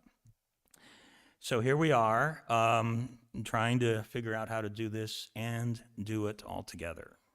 So I think that's very important. As many of you that have maybe tried to work with the Esri tool or trying to figure out how to make this work, you know at this point just how hard this is to do, to try to deal with all of the requirements. It is really, really difficult. I also want to thank and I appreciate one of the comments that was made. If you look at all 6 maps that we have in front of us, and another map that I will propose when we get to item 6, and I think there are even more maps beyond that, every one of them makes an attempt to figure out how to keep the Southeast whole. Whether it entirely satisfies everybody's interests, if it includes every single precinct that you think is important or not, that may or may not be entirely true, but every single one of them has actually taken a shot at trying to figure out how to do that. And I just think that that is a key part of the fact that citizens are talking, we're listening, and we're trying to figure this all out together. With regard to 200 and 201, I think those were the 2 precincts that were mentioned, part of the northern side of Rock-Rimmon. I do believe that it is appropriate that they stay in District 3, just going to make the point, and we'll be working on that. That is a community of interest in that area, just a comment that was made. And, you know, there have been some comments about it would make a lot of sense to do what the other redistricting commission did, the independent redistricting commission for the state, Senate, and House districts. But I am going to make the point, if you actually look at those maps, a few of those districts are pretty crazy. For example, Senate 12 splits Patty Jewett in half, has the North Nevada corridor in it, and also rural areas east of Fountain, which, you know, just at first blush doesn't make any sense. So there was some kind of reasoning they followed, but unless you're aware of what that reasoning is, you look at that map and you can't figure out why in the world they did that. House 14 has some similar challenges. Oh, by the way, also Senate 12, it has the North Nevada corridor and goes to east of Fountain, but doesn't include downtown Colorado Springs. You go to House 14, there's a little finger of that goes all the way down to Highway 24, almost in Manitou. But it does go all the way up to the North Gate Road, east of the Air Force Academy, and all the way over to Black Forest Road. So you've got a House 14 that goes almost from Manitou all the way up to Black Forest Road. And I don't know how that makes a lot of sense either. And thank you for, I think somebody just put them up on the screen. You can see the one that's inside the purple boundary just below the Air Force Academy, almost all the way down to Manitou Springs, all the way up to Northgate at the Academy, and all the way east out to Northgate Road. And that is just an insane looking kind of configuration. I don't know how that particular district even comes remotely close to the requirement for compactness, which is something that we're trying to accommodate here. So I just want to make the point that if you think that fantastic work was done in getting to these districts, either I'll just make the point. I think they did the best they could, but they did not achieve getting all of these requirements into these districts, and you can see that. It's pretty obvious. So those are all my comments for right now, and then I will make a recommendation for a new map when we get to item 6. Thank you very much.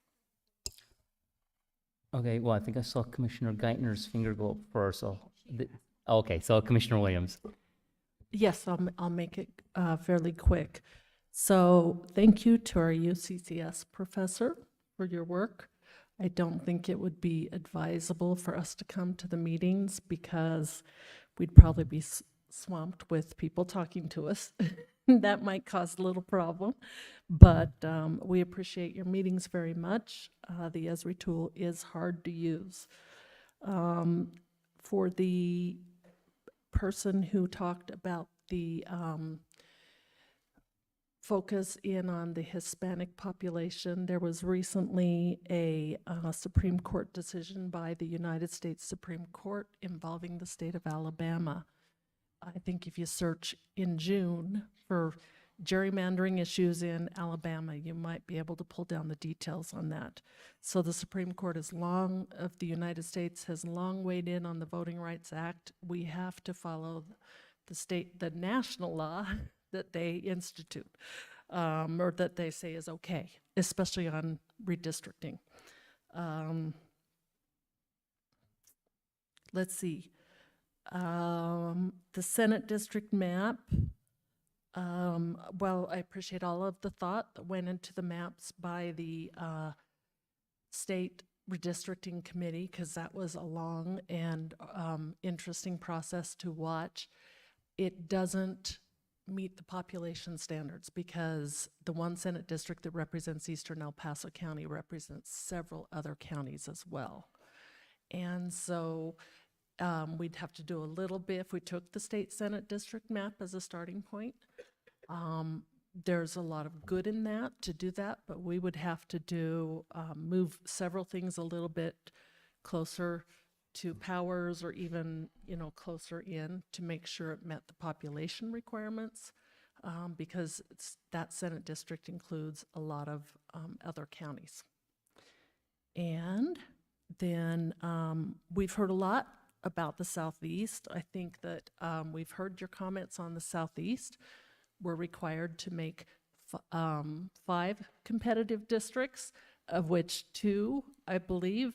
So I'd like to hear a little bit more about other ideas. I appreciate the emphasis on the Southeast, because that's something I've enjoyed learning about. I live in Briargate, as I've said before, so I appreciate that emphasis, and I really focus in on my district, Monument, Black Forest, and the Briargate area. I want to hear some ideas on where you would find the other competitive district, because I feel that we would have to also have, to be secure in our processes, I want to have 2 districts that are highly competitive. So those are my comments. Commissioner Geithner?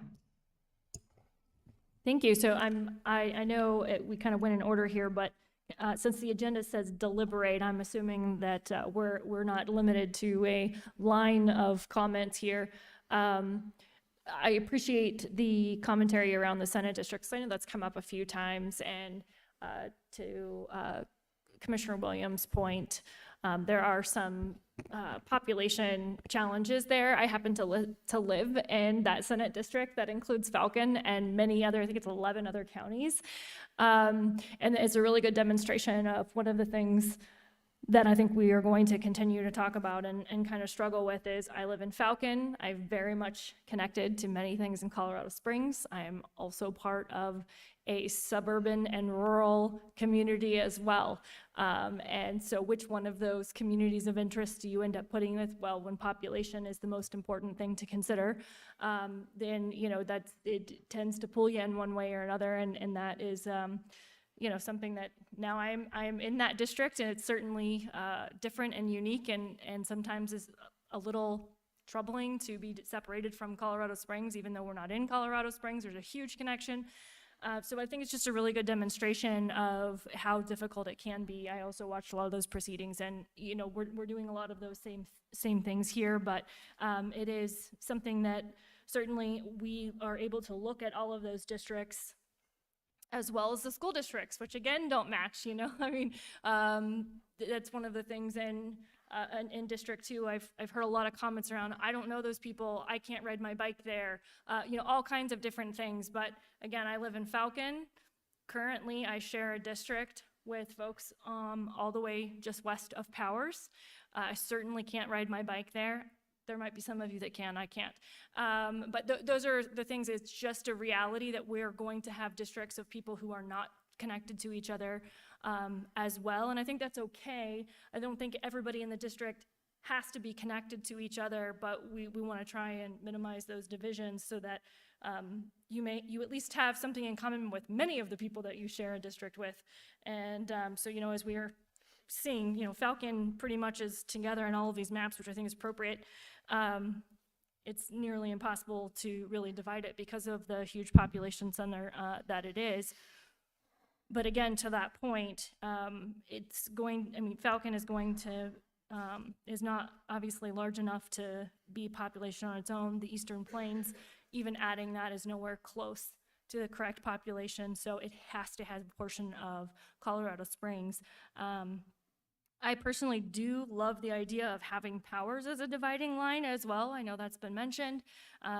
It's still a little bit, you know, again, difficult population-wise, but for those who may not know this, if you look on the map and you see the 400s there, that roughly correlates with District 49 school district. And so you can kind of see where that dividing is. Again, we've had some comments related to that. So, you know, the school district, does it mean it can't be divided? I don't know that you know, we can get to a place where that's not the case, but I do like keeping the majority of that district on the east side of Powers, because I do think, to me, and it's funny because I know a lot of people go, Powers is east, far east, but when you live way far east of that, you kind of consider that. But that's definitely a rough boundary for me, and like I said, if you look on the map there, you can definitely see that in the numbers, because you can see that's also where a school district division is. So just to kind of just share some of those thoughts and also answer some of the kind of questions and thoughts I think are floating around in the minds of the public as well.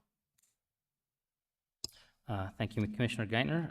And then again, I'll let the Commissioner Bremer close. She wanted to listen to all our comments. I'll start off with going back in terms of just thinking about the one map. Those two ideas by Commissioner Bremer, the one that would bring Southeast Colorado Springs and the minority community of interest to the South District 4. Good idea, novel idea. I still think in District 4 it would be better if they'd also included the Eastern Plains or portions of the Eastern Plains. And so that would be just a general comment if that idea were to go forward the way it was currently. And again, it was a draft working map. Didn't include any Eastern Plains. I would definitely want Eastern Plains to be represented by a second commissioner, that being District 4, if that map were to perhaps gain any kind of traction. In terms of rest of the maps, in terms of public comments, appreciate all the comments. I appreciate the fact I do believe this board has been very transparent in listening to the public.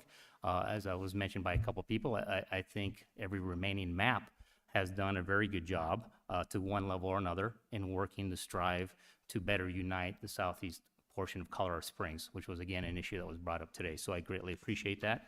And I think all the maps have again attempted to do what the public had mentioned over the last several meetings in efforts to better unite Monument, some of the downtown or Patty Jewett areas. And so I continue to be impressed by staff's work and commissioners' work at listening to the public, as we have promised to do and will continue to do.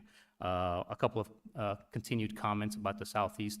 I'm very proud of the fact of the Southeast in terms of not having certain representation amongst our state level and local level. Southeast Colorado Springs, they have some overlapping precincts. Some are not in all the areas, but Southeast Colorado Springs, and again, that is just one community of interest. We're talking about a whole county that we have to include work for. But Southeast Colorado Springs is represented by a African American for State House, African American for State Senate. The city council member that represents that area is Latina. And on El Paso County Commission Board, the representative for that area lives in Southeast Colorado Springs. That person lives in the Soaring Eagle community. That person worked previously at the school district of Harrison Carmel Middle School, which is in the Southeast, and that representative is Latino. So I do think that we have representation and a strong voice and representative for that area, but these maps are showing a striving to better unite that community as well. So I'm very proud of that. And with that, Commissioner Bremer, any comments?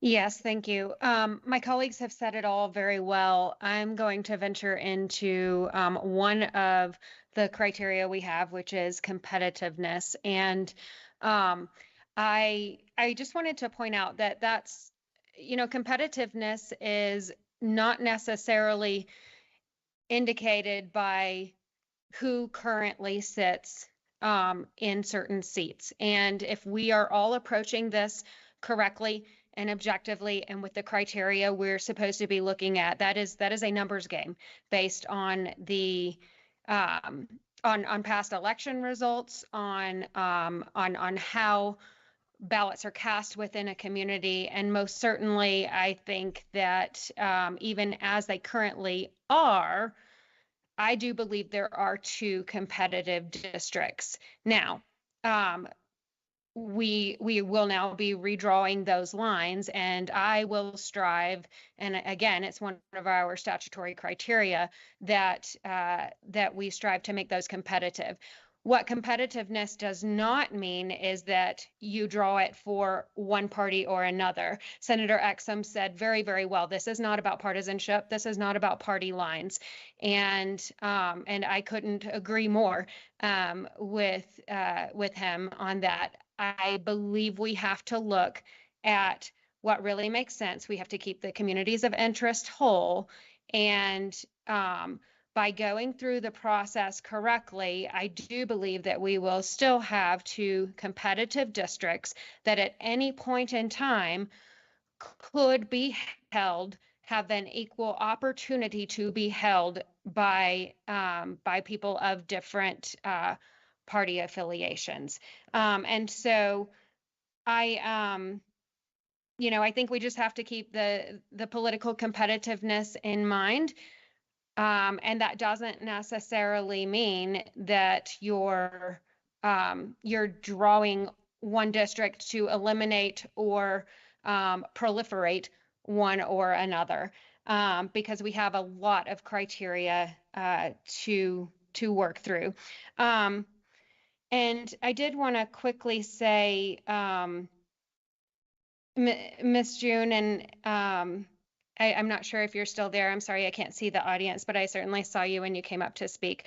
And Cammie, just to let you know, she's still there. She just waved at you. Thank you.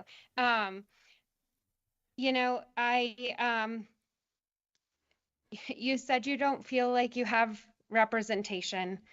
And I want to assure you that you do. You and all of your neighbors, your friends, your colleagues, and while we might not always agree, you have the opportunity to let me know what you're thinking, how you feel, not just in this redistricting process, but in anything that your county commissioners are doing that impact you. And I promised when I took the oath of office here as a commissioner that was my responsibility, and I have strived wholeheartedly to do that. That being said, you're also a resident, and many of those of you who are speaking today are also residents of the city of Colorado Springs. And by virtue of what your county commissioner districts and representatives are dealing with statutorily, we have a very different set of responsibilities than your municipal representatives. And so there's not often that opportunity for the real interaction, but you do have representation. You have representation that is listening to you. And again, my colleagues have said it very well today that the maps that you've seen come about in the last 2 sessions are definitely reflective of that feedback that has been given. And, you know, I do think, yeah, I've indicated it before. I think keeping the Southeast whole is huge. I think keeping Patty Jewett whole is huge. Both of those most likely will impact the exact boundaries of District 5. I still, and again, population-wise, I will just have to work it out, but I would still like to see, and none of the maps thus far, and I think these were the 3 precincts that maybe Mr. Jarrell was referencing, those precincts around Wasson High School, I still consider very much, even though they're kind of north of what Southeast Colorado Springs is typically considered, that community of interest is very much, I think, one with Southeast. So regardless of, again, whether that ends up being assigned the district number of 5 or the district number of 2, keeping that whole is my priority as we move forward as well. And I think we're getting closer and closer each discussion, each meeting. Thank you, Commissioner Bremer. And any other comments from the commissioners on this portion?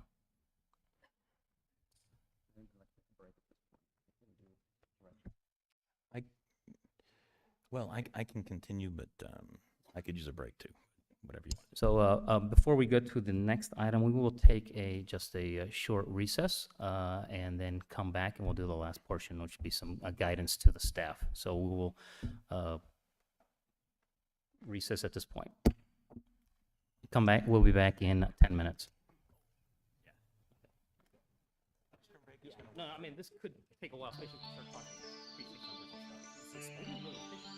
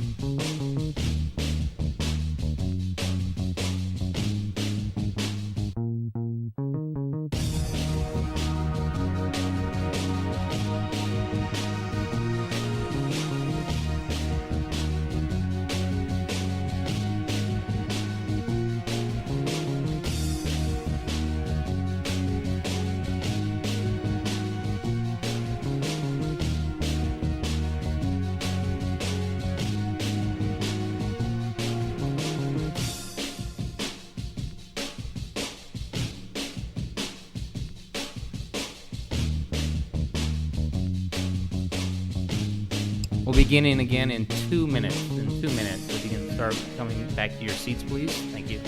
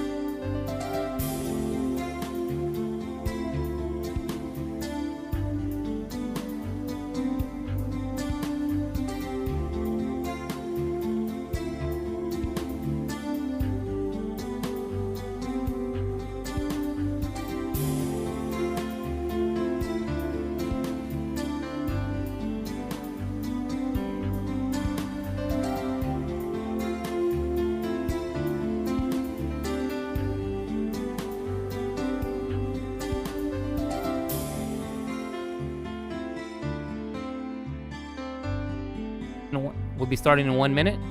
We'll be starting in 1 minute, please.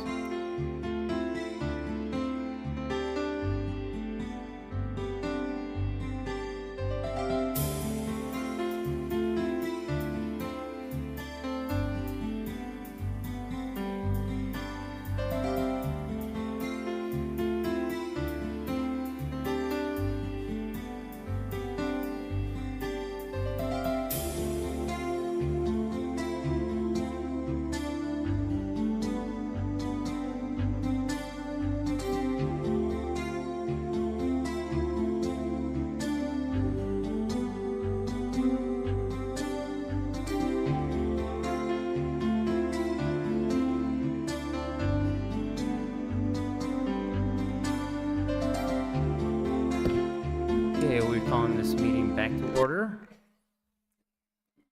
And we are now in item 6. Item 6, Redistricting Commission members provide consensus direction to staff. Okay, thank you. We'll start off, if that's okay. Yeah, okay, so we'll have some comments first by Mr. Schleicher, and then we'll have our comments and guidance. Thank you, Commissioners. One thing I just want to share with you is, as we talk about communities of interest, each and every one are extremely important for many of us throughout the community. One of which is the wildland-urban interface. There have been a number of House bills and Senate bills passed since 2012, and sadly, because of our Boulder fire, right now, it is a community of interest. If you sit there and you talk with the Home Builders Association, with the different laws that have been passed over the past several years along the I-25 corridor, and the wildland-urban interface changes yearly as the studies are done by Colorado State University. Right now, those property owners that build within the wildland-urban interface, because of new code passed by our state legislature, are paying $20,000 more for a new home than anybody east or outside of the wildland-urban interface. So as we're sitting here talking about communities of interest, that, you know, is extremely important when we're sitting here looking at the Home Builders Association, things like that, the differences that are being required. The other thing that I want to share is we are now going to, instead of having the QR code up on screen, we're going to put that on the agenda. So as people pick up the agenda that Mr. Ryan Parcell is putting together, they could just scan it off that. I do understand it may have been a little blurry on the screen, but we will start doing that.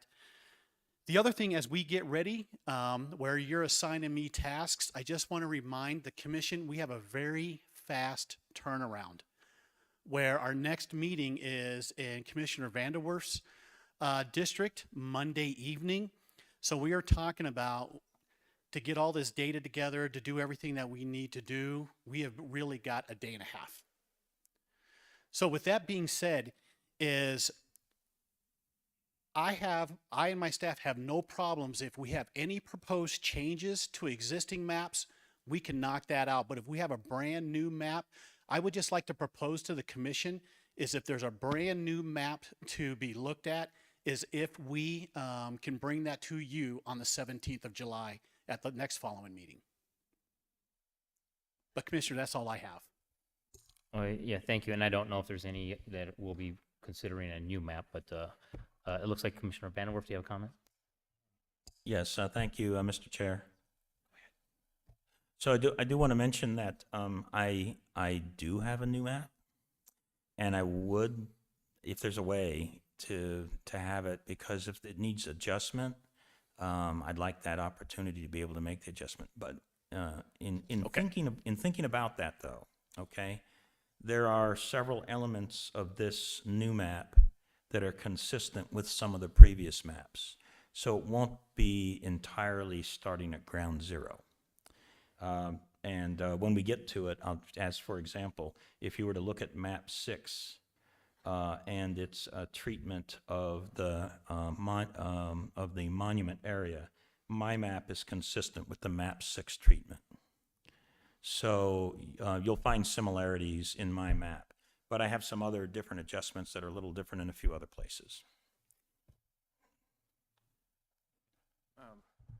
Commissioners, if I may as well, for the comment section here that we're about to undertake, whether it's adjustments to existing maps or a new map, just to be clear, during this meeting, you can give us written materials, and that can be part of the public record. And so if you've got written materials that say, you know, treat precinct 440 this way or that way, you can tell us that verbally. You can also hand us the piece of paper in this meeting, which we would then intend to post on the website as a material that was communicated during the public meeting.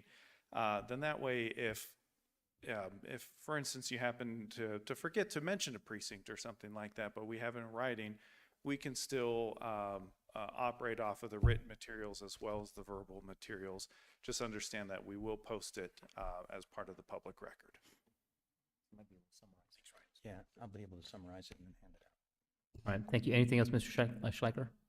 You guys ready to start taking notes? Okay. All right.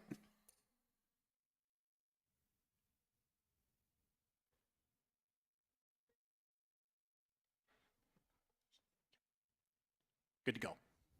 Oh, we ready? Absolutely. Okay, so actually we'll start for online. Commissioner Bremer, do you have your comments ready or any guidance? Are we at item 6? No, specifically, I want to see Commissioner Geithner's precinct moves because I think they addressed my concerns, but I'm not Okay. sure yet. All right, thank you very much. So how about we go with Commissioner Williams? Do you have any guidance or feedback? I really like all of the maps tonight, so I appreciate that. I also wanted to thank the clerk staff, the county attorney staff, our legislative staff, and especially our PIO's office, because these offsite meetings require a lot of work. So that is me thanking you on behalf of all 5 commissioners. So please know that how much we appreciate your efforts to go to these offsite meetings.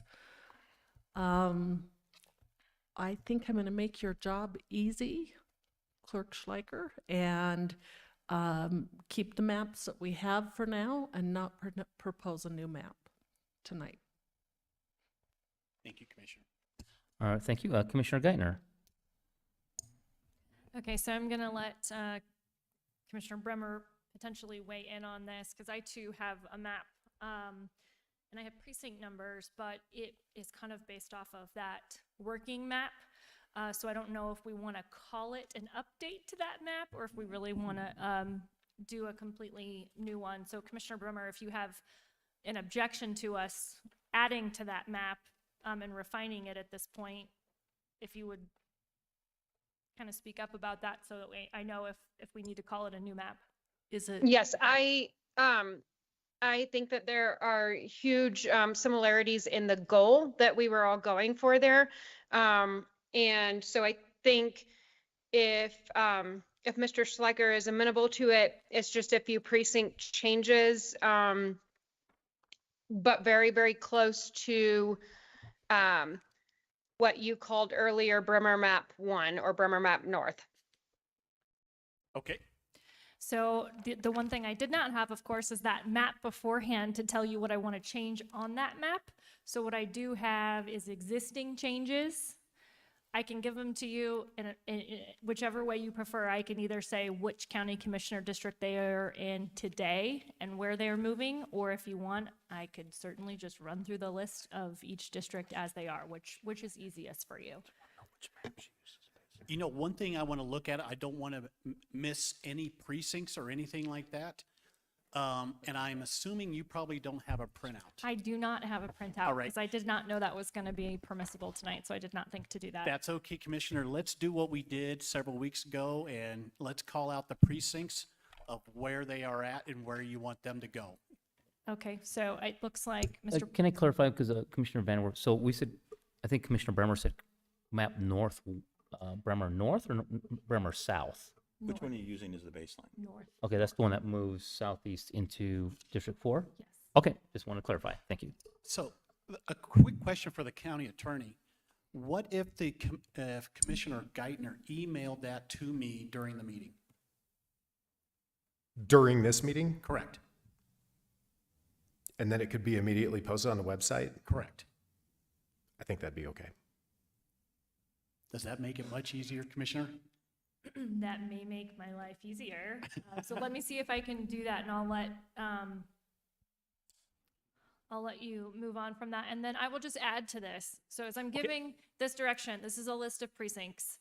I did use the Esri tool, and so I think I'm pretty close on the population deviations, and I think to kind of just give an overview for the public too of keeping together the western side for that WUI, as we like to call it, keeps the southeast intact. It also unites the eastern plains, so that's one thing there. I will say if there are deviations that are outside of that, I would defer to your judgment on how to make that all work. And if there are other criterias or something I've missed, I want to be clear that this is a starting point. I think this does a good job. But if you and your staff see something and go, oh, she missed this. She said she wants the Southeast United as those precincts that we've talked about. I would be okay with you making that adjustment and bringing that forward so that you don't have to come back. And if there are those problems, I would say just go ahead and take care of those problems to the best of your ability and bring something forward, and then we can always make adjustments from there. Absolutely. Thank you, Commissioner. And if we do that, I will bring it to the public and let you know what changes we've made. I can also help. I can help with that. I've got that list of the Southeast precincts right in front of me, Commissioner Geithner. So if we've missed one, I can try to help. Yeah, go ahead, and I'm going to try and email. All right, and so as we're doing that, we're going to make sure that we're efficient, and let's go to Commissioner Vanderwerf, then we'll come back to Commissioner Geithner. Yes, thank you, Mr. Chair. So I did build another map here, and on the advice of council, I made a whole bunch of copies so I can hand them to staff and I can hand them to anybody in the public that wishes to have a copy. So I'll hand them out in a moment, and anybody will be able to walk home with this version tonight. I'll talk about it just very briefly. It does move every precinct. What you can see on the map here, it moves every precinct that has a piece of this town of Monument in it over to District 3. And then there was a lot of conversation at the last district meeting about keeping the Air Force Academy with District 1, so it keeps the academy with District 1. As you move down south, into kind of the interface between District 3 and District 5. There are a couple precincts moved into District 5 from District 3 in the Patty Jewett area, working on the concept of trying to make that whole. And then on the south, it does include the southeast as a single community area, and it does place it in District 5. Now, in order to achieve that, I had to change a couple of other things. When you move that part down in District 5, you have to remove a little bit of District 5 on the north end, so there are a few precinct changes, but they're fairly minor. But in a sense, it does have a small drift of District 5 to the south as an overall basis. But when you do that, you do take population away from District 4. Now, the border between District 2 and District 4 remains exactly the same up to Peterson Air Force Base, up to the airport. Also, predominantly the district between 3 and 4 stays the same as it is now also. So more of these changes kind of revolve around District 5, essentially. And there is one area that is... Commissioner Vanderwerf, I'm yes. sorry to interrupt. Can you pass those handouts down? Oh, yeah, I'm sorry. Let me pass these out to the And other... if you hand them out to us, I can take them down to someone Yeah, if in the anybody would like audience. to have copies, that'd be great. Here's a stack. And I have more if they're needed.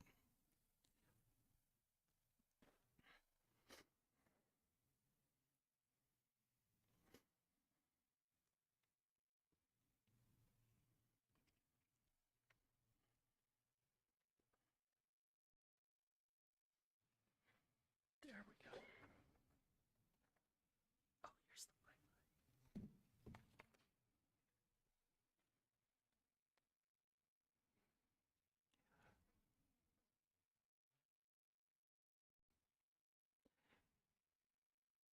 So what this map does is it moves the western edge of District 2 north, and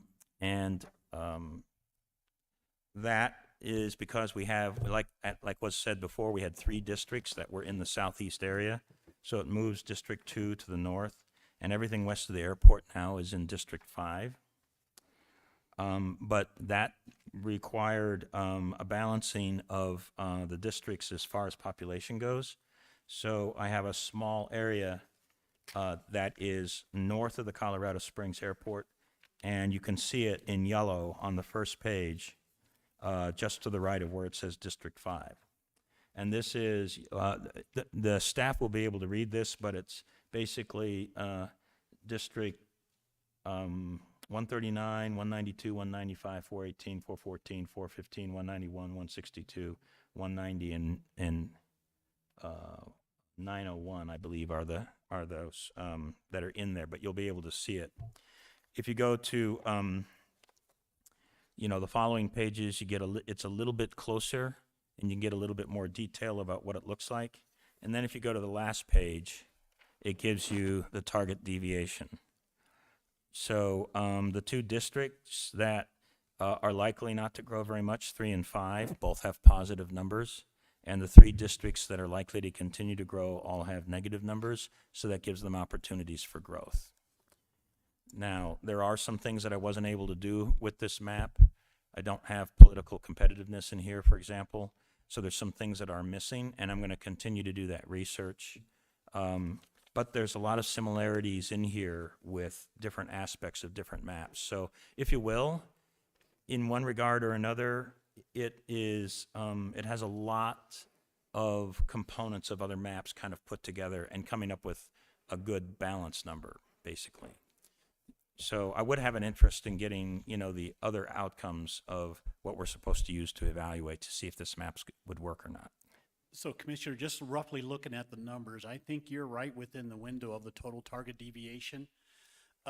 Quick question to save a lot of time is, would you already happen to have this map as far as all the precincts that you moved that we can get, so we're not trying to retrace the boundary? So this map is on the Esri tool in the My Files section.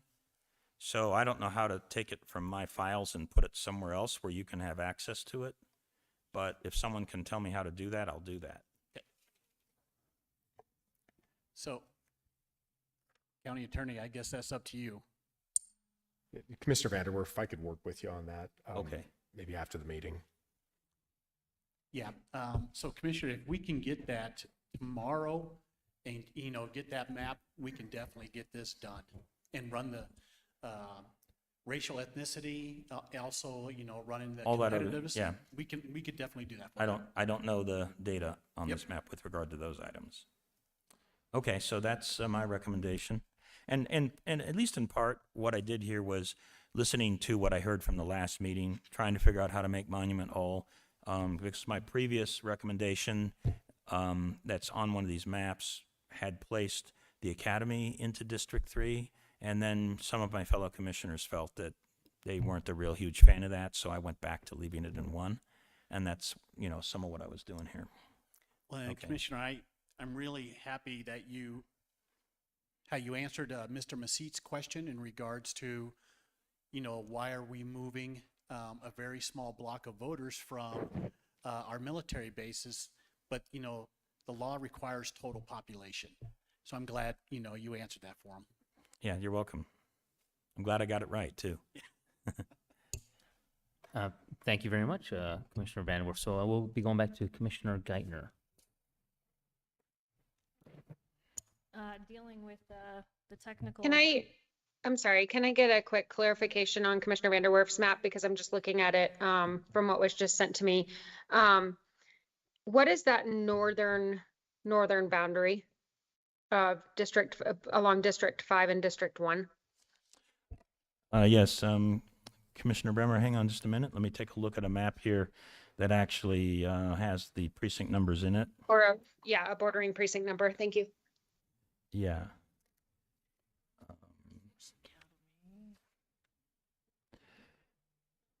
So I'm looking at a map that's not what.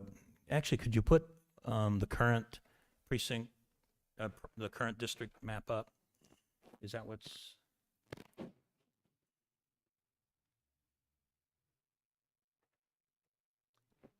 Okay, there we go. Thank you.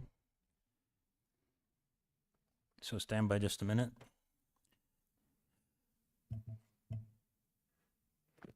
So I believe it pulls from District 5 into District 1, again because of the inclusion of Southeast. It pulls into 120, 138, I think.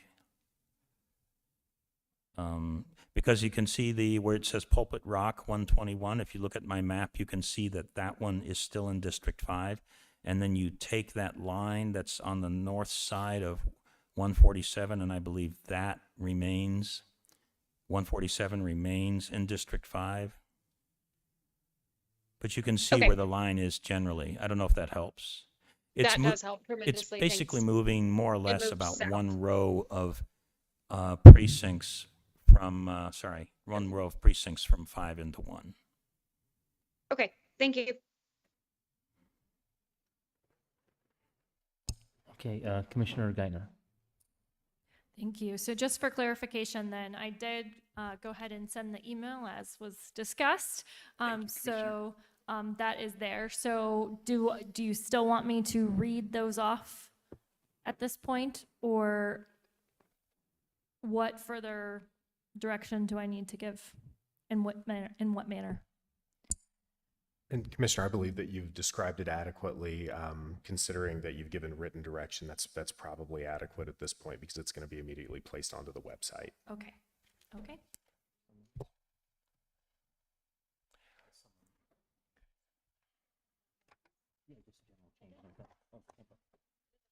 Okay, Mr. Schleicher, do you think you've got good feedback on the general summarization of? Absolutely, Commissioner. Okay, Okay. perfect. Hi, Okay, got a so then, yes, I was going to come back, Commissioner Vanderwerf. Yes, thank you.